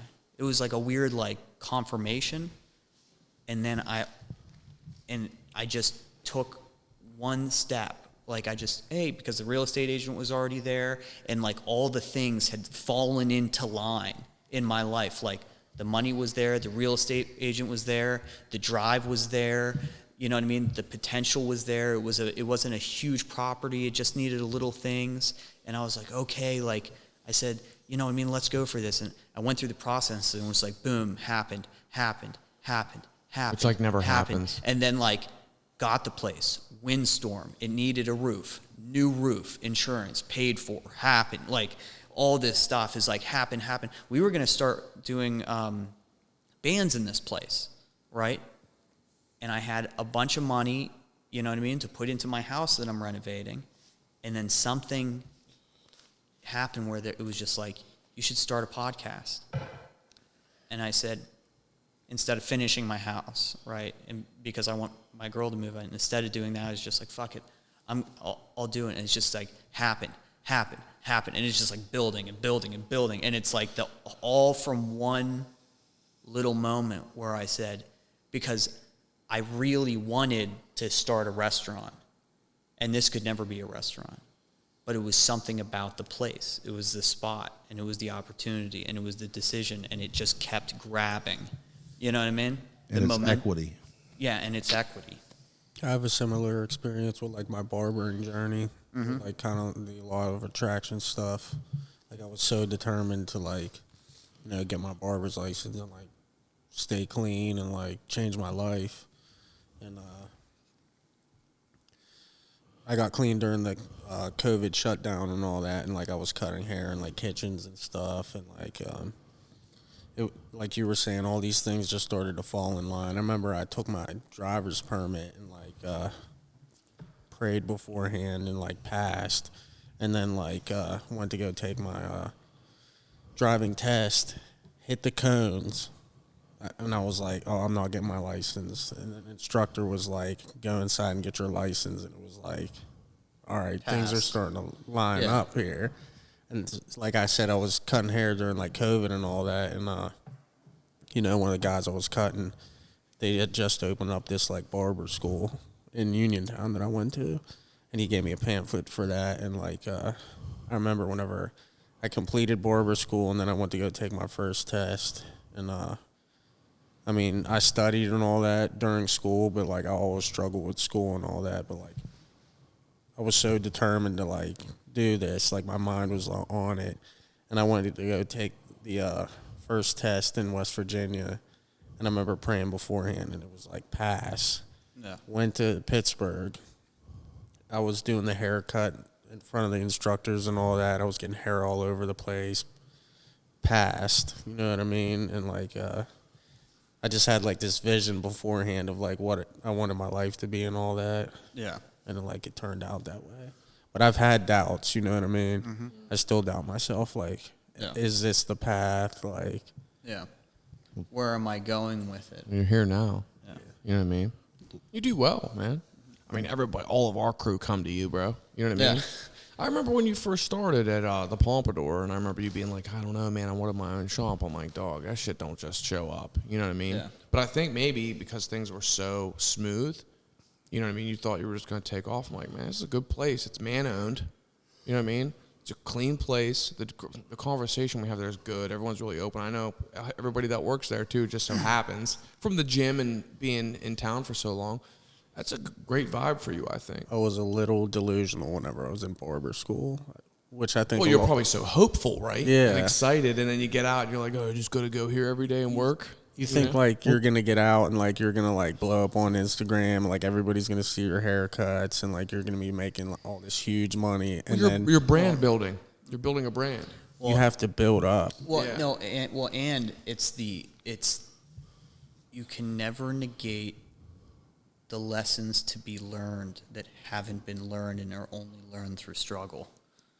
Yes. You know what I mean? You cannot, like, most important things.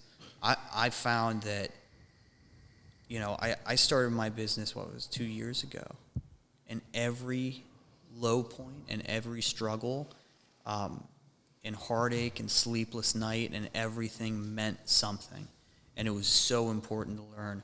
The first winter we started was brutal, and we got through it. Both me and Jake were like, fuck this. But because it was me and Jake, one of us, we both kept each other going. Because when he said, fuck this, I said, no, man, we're almost there. We're right there. It's about to happen. And whenever I was like losing it because like I just couldn't figure out, like we really fucked, he said, no, it's okay. It's all right. You know what I mean?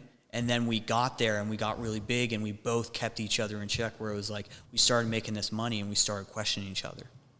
And then we started to realize really what the value is. The value has nothing to do with the money. It's got everything to do with each other and this relationship, right? And then the mindset. And the mindset and helping one another and getting to that next level by like going the extra mile, completing jobs, making sure the customers are happy, bending over backwards, working long days and long nights, splitting up jobs, and not taking any of the growth and like nothing on yourself. This wasn't mine. You know what I mean? Yeah. We built this together, right? And just and doing like a 50-50 cut, and how hard that is and how impractical that is, right? And then getting through that, and then Jake finally being like, "Yeah, man, I'm moving up to Irwin, and you know, I'm starting a family, and you know, I don't want to work with you anymore." And then me going, you know, basically not even remembering what we just went through, and getting like real crazy selfish, and then just having that moment and then just laughing, just completely laughing to myself in my truck.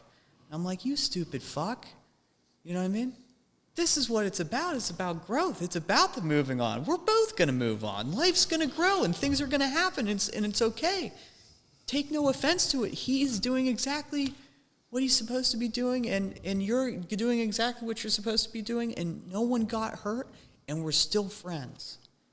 And just like cherishing that moment and continuing to talk.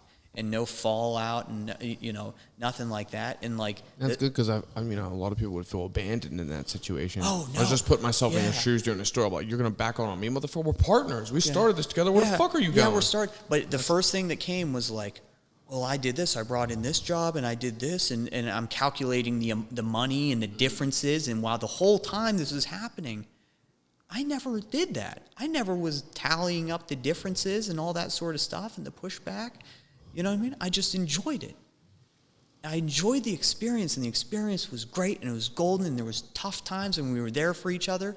Were you scared when it all fell on your shoulders? Because now it's all me. Yeah. Or were you like, well, here's that opportunity I was waiting for? So this is what I've learned. I learned everything that I know from that experience.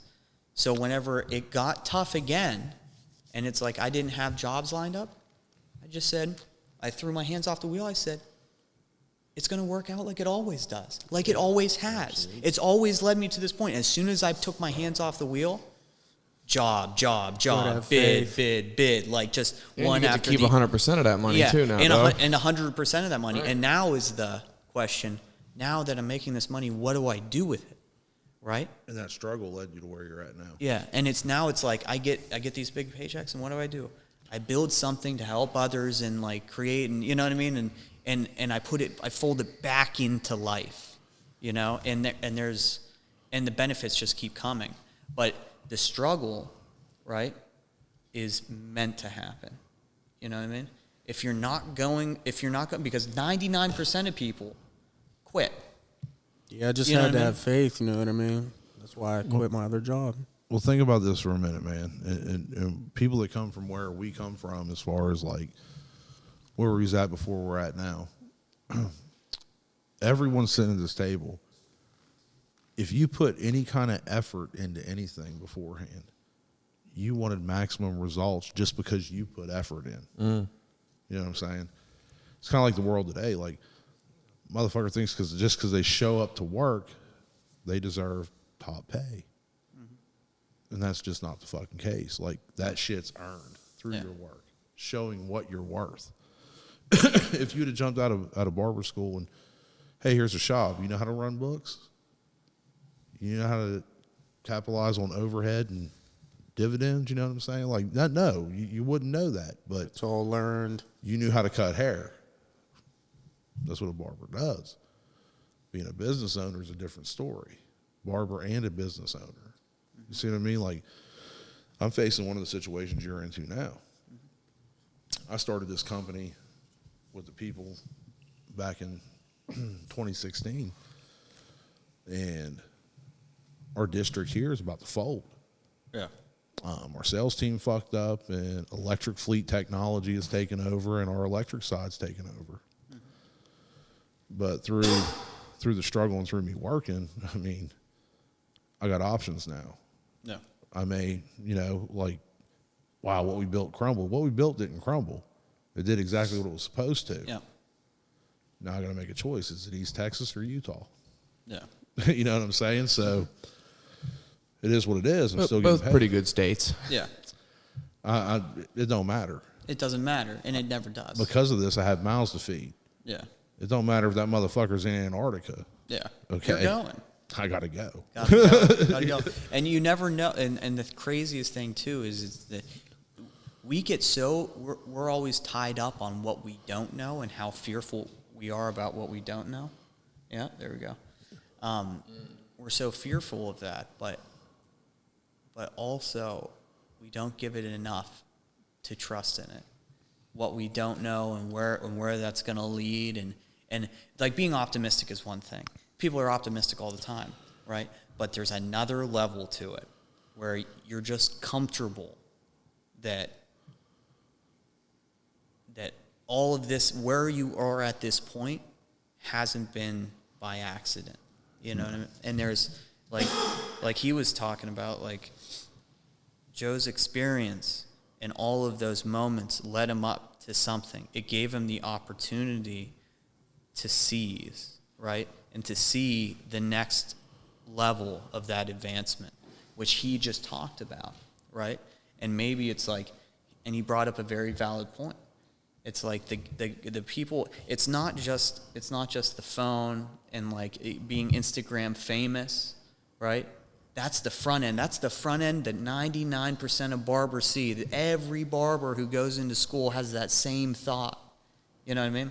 I'm going to be Instagram famous and this is going to happen and everything. Yeah. But the truth is, what gets you there is what he said, is figuring out how to run the books and fucking balance and the taxes and the business side and the growth that comes from that, because nobody's doing that. Well, that's that grit.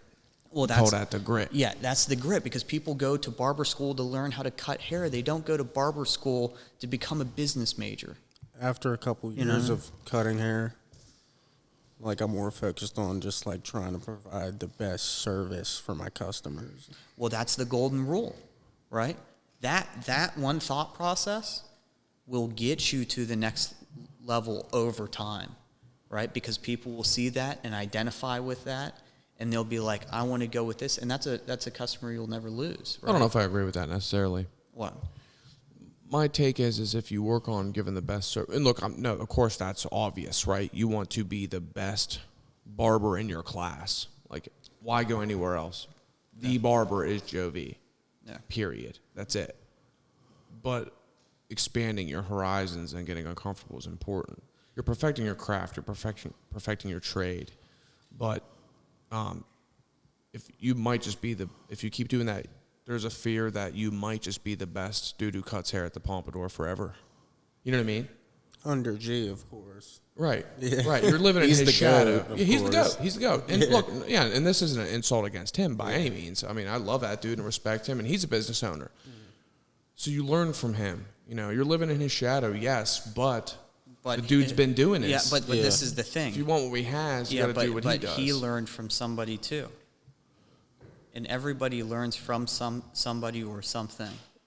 You know, always what I mean? understand that his crossover don't score your points, Bob. Yeah, exactly. Sick reference. And you have to look at, like, it takes a lot of macro. So macro thought, right? You gotta be able to come in on the detail and say, like, hey, I know it's exactly in this. There's like a vaporizing coil unit that's fed by a battery, and there's a resistor and a capacitor, and it's got an aluminum housing that's powder coated with a special thing, and hopefully they looked into silicone and glass for the shaft and all that stuff. You can like look at the micro, but you also have to step back, right, and look at the macro, right? And the macro is how does this get to here? You know what I mean? And why is it important? What gives it its value? You know, And so that's something that's imparted by walking the walk, doing the due diligence, growing in your profession, broadening your horizon, taking risks. You know what I mean? Not every day, but deciding to take risks when you can. Marketing's huge too. You know. You got to get yourself out there. And it also takes extra work. Yeah. A ton of dirty, extra work. the dirty word. Well, you got to think of it like this, man. So one day you said your dream's to own a barbershop, right? So you think the dude that you're renting a chair from is going to sit here and give you the ins and outs because you're going to be taking money out of his pocket once you decide, like, hey, I want to pick your brain because I want to open one of these for myself. That's business, bro. They're not going to tell you. There's like, a barrier to entry. Yes, you're going to have to put in the work on your own, man, to figure, like, okay, go talk to somebody about accounting, taxes. Go talk to somebody about, like, escrow. How do you open up a business? How a small business loan? And study on that, man. Like, you can do whatever you want. Like, your product is going to sell itself. Yeah, You're it's already selling. that. It's already selling. But you're not just a barber no more after that. You're a business owner. And that's where it's going to take you to the next level. Like, there's a saying I've always been saying, and I've been saying it for fucking years. You know many people make 6 figures a year? How many of them work for, well, no one that makes 6 figures a year works 40 hours a week. Yeah. Everybody wants to fucking make 6 figures. No one wants to put in more than 40 hours a week. You know what I'm saying? Like, professional athletes, they get these contracts and shit. They're busting their ass every day training. Mm-hmm. People that, like dentists, doctors, whatever it is, make all this money. Even people in my profession. I'm working 180 hours a paycheck, bro.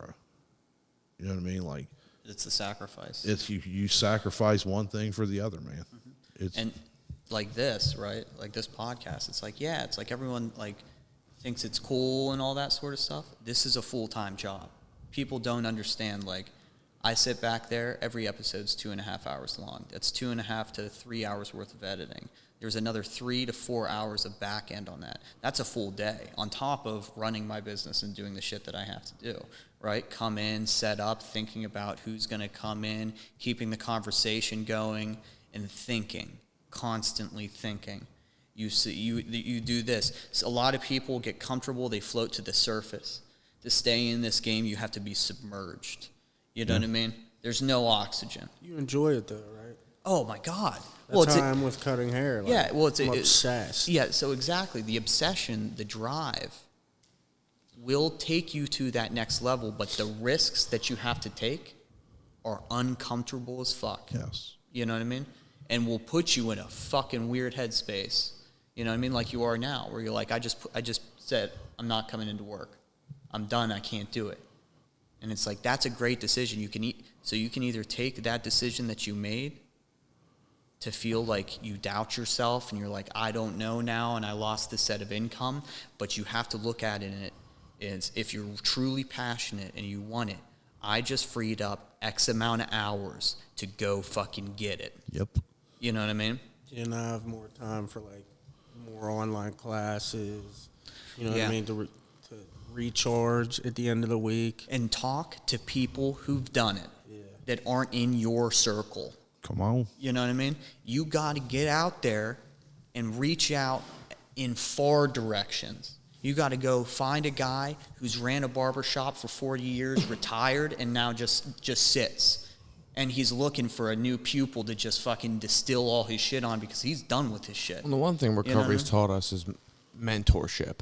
Yeah, right? 100%. You know, and always listening and keeping an ear to the ground and following people that got it, man, and doing what they do. I mean, it's always been the game.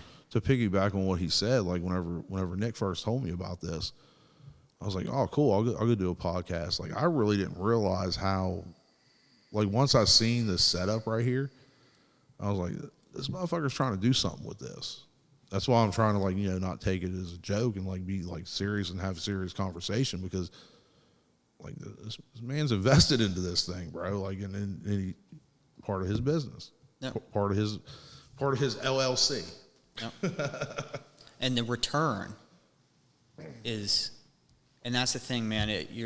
Like, whenever you think of something, you can have your thought in the dream, and then you also have to have a corresponding deep reality check, where my return on this investment might not be for years. It could be tomorrow. It could be a viral clip that just, you know what I mean? And all of a sudden I've got these sponsors and all this shit coming in, and everyone's watching it, and it's just growing, and I got to keep chugging, and then it's a real full-time job, right? But my projection is like this ultimately may not be nowhere. You know what I mean? It might not yield anything. But if the one thing that I do know is that I'm not here by mistake. You know what I mean? Everything lined up the way it was supposed to. It's always worked out. There have been probably 6 or 7 episodes where I'm like, I don't know if we're going to have a guest tonight. I don't know if like this is going to work out, or every single chair has been filled. You know? My friend Holly at work, I told her, I was like, we got a little podcast thing, you know what I mean? Check it out. Your boy's on it, you know? And I talked to her a couple days. She'll snap me and to be like, you guys are so funny, like this topic, and you know what I mean? And she knows us, you know what I mean? But she was like, she's like, I didn't know if I'd like it or not. You know, it's just a podcast, but I figured I'd check it out and be a supportive friend. Yeah. She's watched every episode. Yeah. She's like chomping at the bit today. I called you. She's like, when's episode 6 dropping? Like, I need that. She's like, I watched 5. Like, what's good? Like, you guys are so funny and entertaining. And just some of the stories we talk about and stuff. It's good having that. And, you know, what I told her today is along the same lines. I was like, look, I'm trying to promote it on my social. We're trying to cover an array of topics until we find maybe a niche to dig our feet into. I was like, but at the very least, I've enjoyed rewatching them and getting into our topics and coming up with things and having experienced people come in and talk about things and weigh in on the conversation, whether it's the culture, it's recovery, it's current events, whatever we're talking about. Nostalgia is a big thing we go into. But I told her, I said, the real blessing is, and this is what people don't see either, is that this church should hold our coffins with a room full of people. And it should be our funeral. Like, this should have never been, you know? Yeah. We should be dead, you know? Yeah. What we've been through.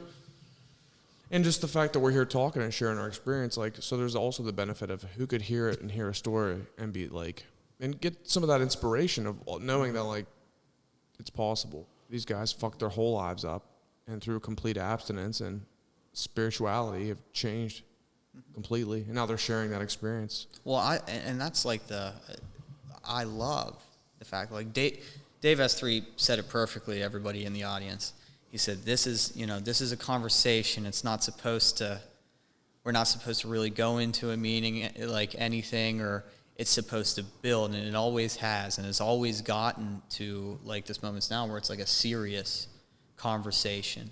It's always gotten to an uplifting, a story, you know what I mean? A place of just wonderment and togetherness, and we're going back and forth and everything. And that's why it's important, you know, to understand that this is just a table, and this is just four mics or 5 mics and 5 headsets, and it's just lights and cameras. But what happens here is special. Well, I told you this today, and Dave's mentioned it too. I can't wait to get here. You know what I mean? Like, tomorrow there's not going to be a podcast, and I'm going to be dead inside. You know what I mean? Like, can't wait to get here and just get in the mix. Mm-hmm. I can't wait to get here and be on the mic with my boys talking about who knows what's going to come up, right? Yeah. Well, it's like Russian roulette. Like, we can talk about anything. And if it hits, it hits. If it doesn't, it doesn't. Yeah, and the audience doesn't know. It's a mystery box, bro. I sit down in this chair, and we just start fucking winging it, you know?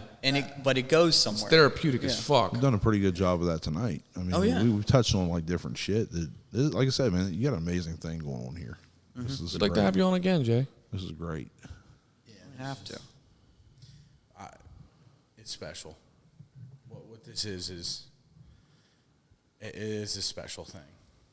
Well, I mean, yeah, it is. It really is. Nick touched on it. It was right, man. Like, dead bodies, bro. Like, think about this. Like he said, man, this is all mics and some headsets, but the stories behind these mics and headsets is what makes this shit. Mm-hmm. You know what I'm saying? Like,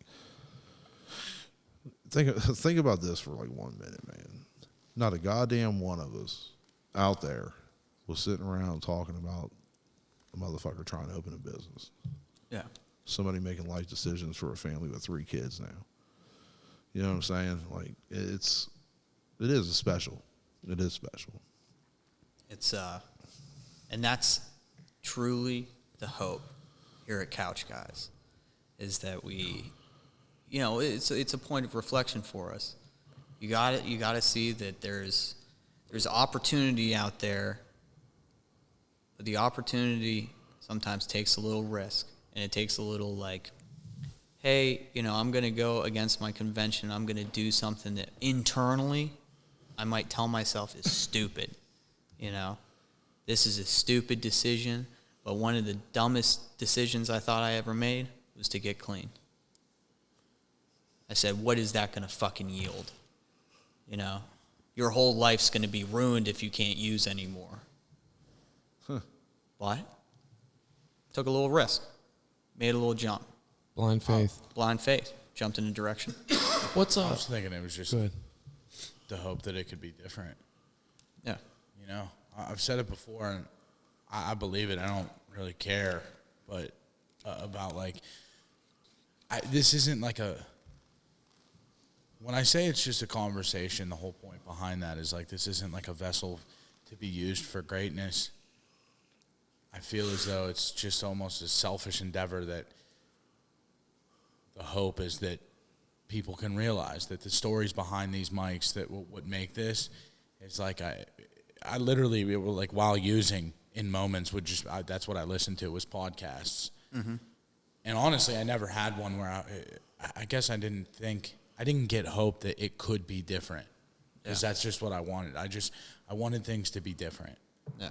And like getting clean, it was never even like a thought. Things kind of just fucking happened. Yeah. And I always like if someone listens to this and there's hope, then fucking even better. Even better. But it's not like it's never like my purpose on this. Like this isn't an outlet that I look at that for.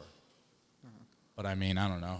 As the conversation goes, it's like I guess. Yeah. I want It someone always to comes just down to the message. And at the end I of don't the day, know. it's always a way to reach people. Yeah. I think that's what it is a way to reach people. But on here, I never think that it's like about the message. Well, there's It's not like that. It's not like the way I look at it. Like the message is there through, I don't know. Dave, just you're that the it can message. You're the fucking message, dude. Yeah, just, You're a walking embodiment of hope. You don't. I mean, because you like I said before, dude. Like coffins, dude, dead. You're the goddamn message, dude. It's the truth, man. I mean, well, and this is what I like to like. Look at Dave.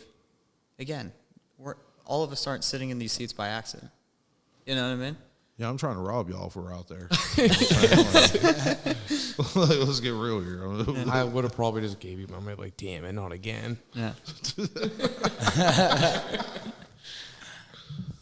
I wanted to get into this too real quick. I had a couple people who weren't in recovery. They're like, well, what's couch Godz? They're like, what's that mean? I'm like, oh, couch Godz. People don't understand that, like, when I got here, I was some fuckboy loser from Washington County, Pennsylvania. Yep. And I didn't even know recovery was involved. They were just like, these men might take you in and show you how to live. And that immediately sounded attractive. I was like, dudes, I can get out of town. I can be around some dudes who were like doing some things different. I can make these new friends. I just sounded attractive to follow someone. And dude was like, you might be staying on a couch, but I'm like, I don't care. I don't care. Anything's better than this shit I'm living in. Mm-hmm. And I stayed on a fucking crusty ass fucking couch. Right? And that's almost everybody's fucking story. Did you stay on a couch when you first got here? Goddamn right I did. Did you stay on I was Did you on stay on several a couch? couches. Did you stay on the Straight. couch? Did you stay on the couch? Everybody fucking got here on, and it was probably some rundown beat ass couch, dog. Hold up. I had to earn my couch. My first 30 days was in a city mission. Was it? Yeah. See, that's even. So you had to earn the couch. To get to a couch was a promotion. Yeah, You're like, but- you doing all right, bro? Come on, hit this The couch. couch was a promotion. And Right. I got some food stamps, and I turned into Betty Crocker in that fucking house. We was cooking cakes and sausage all fucking day. And that's like the idea. So then when I fucking was able to get my first apartment, it was basically a clean and sober trap house. But because the culture was we're taking in strangers who are dying to get clean, we're going to put them on couches and we're going to show them how to live. It was what was done for me. That was the idea of couches. When I got my first apartment at A Year Clean, apartment full of couches. Yeah. Put every fucking dude I could on there. Yeah. Part of me didn't know what I was doing, but I was just trying to do what was done for me because that was what was sought highly out here. Like you were considered like about something if you fucking put dudes on the couch. So that's what I did for years. I mean, for the entirety of my recovery, I've just put guys on couches. Oh, you need a fucking dude? Nick L will take you. I roll my eyes. I'm like, come on, fuck boy, let's go. Get on my couch. You know what I mean? All the guys that have come and gone, some of them don't last till 10:30 the next morning. And like everything we've been through, dude, all the guys on couches we're just the couch gods now. Yeah. Now we have some position. I like the mystique that no one knew. Like it was like an Well, now you know, motherfuckers. Like it was an inside joke. Wow, dude, you're an asshole. You just told everybody our secrets and shit. Like, what a fucking dickhead. There are no secrets. Edit that out. Edit that out. Joe V said he came up with the name. He did. He did. Actually. Yeah. Joe V came was up with the Joe's. name. Me and Dave as 3. Didn't we? We When you- shared. We when- were on the same couch.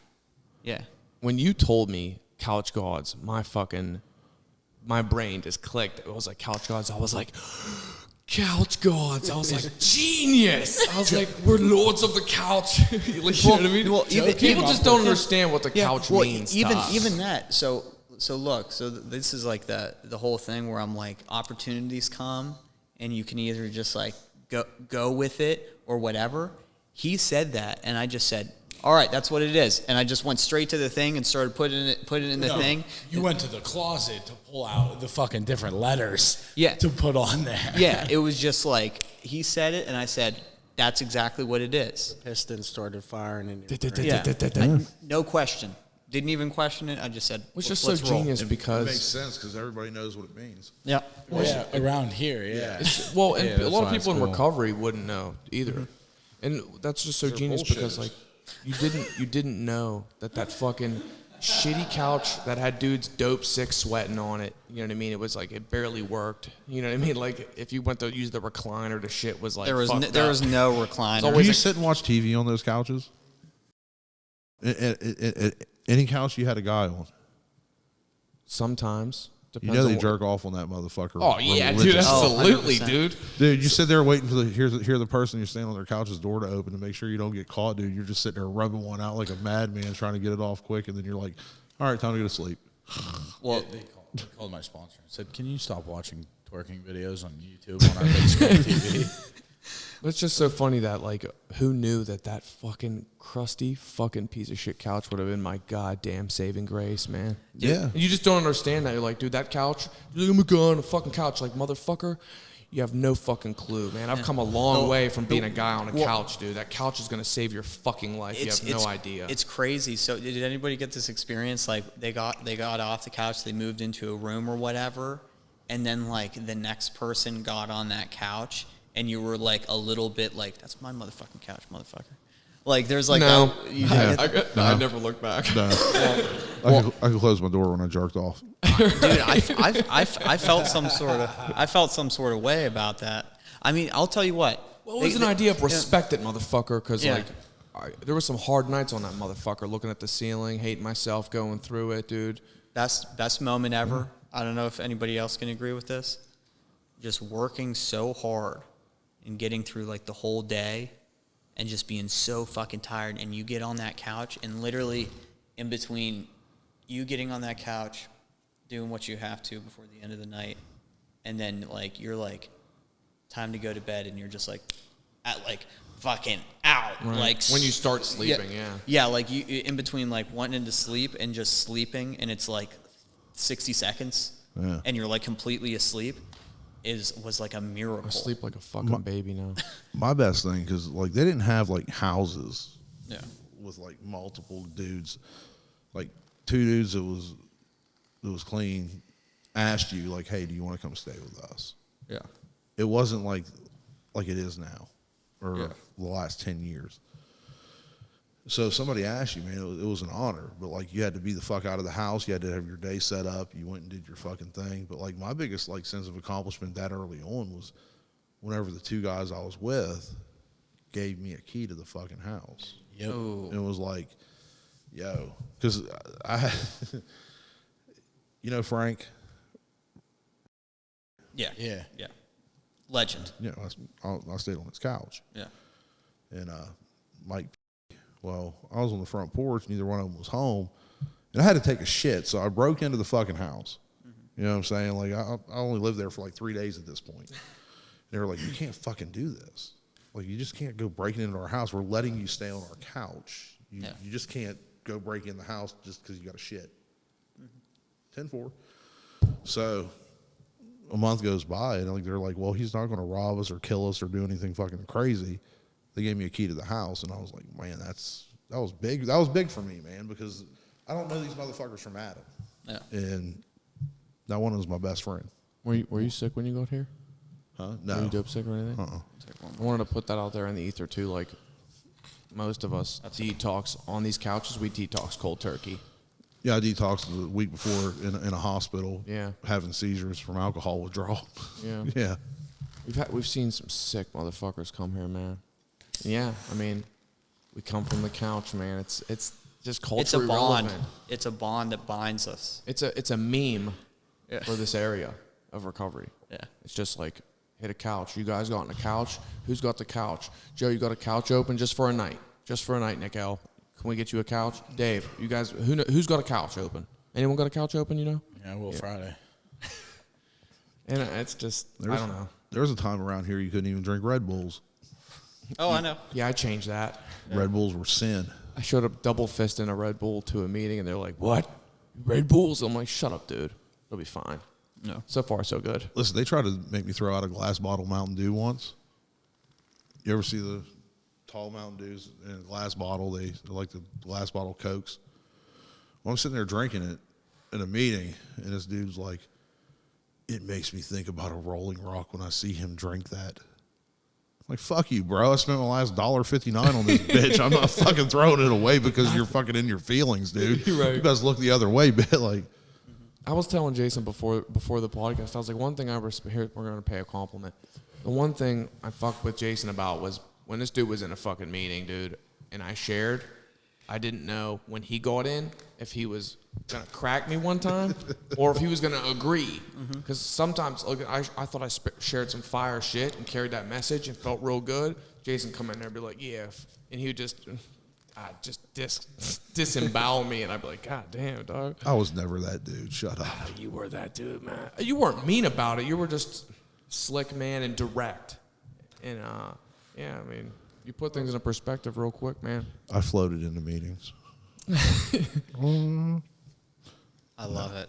Are we going to wrap it up? Whatever you want. What do you think, Dave? I'm tired. Yeah, I can tell. My wife's Man. texting me. Like, Yeah. where the fuck are you? That's a perfect time. She thinks my fat ass is out there doing something I shouldn't be. He's got away. Yeah. Little does she know we're hanging out in church. We're doing the Lord's work out here. All right, that was another fantastic episode, episode 8 of Couch Godz. Please like and subscribe. We'll be back in a few days for another one. Who knows what it'll be, but it'll be something grand, I hope. Follow Joe on Instagram. Yeah, what's your plug? Vermilliondollarman. The Vermilliondollarman. Come get you a cut. What's that app? It's Booksy. Booksy. We will, in the right-hand corner now, again, we will have a link to that so you can get lined up. Follow me, Layman2250 on Instagram. Dave, you got a shout? No, I don't do social media. I'm suck at it. Okay, we'll get you one. We'll get myself one. Follow me to Sheets.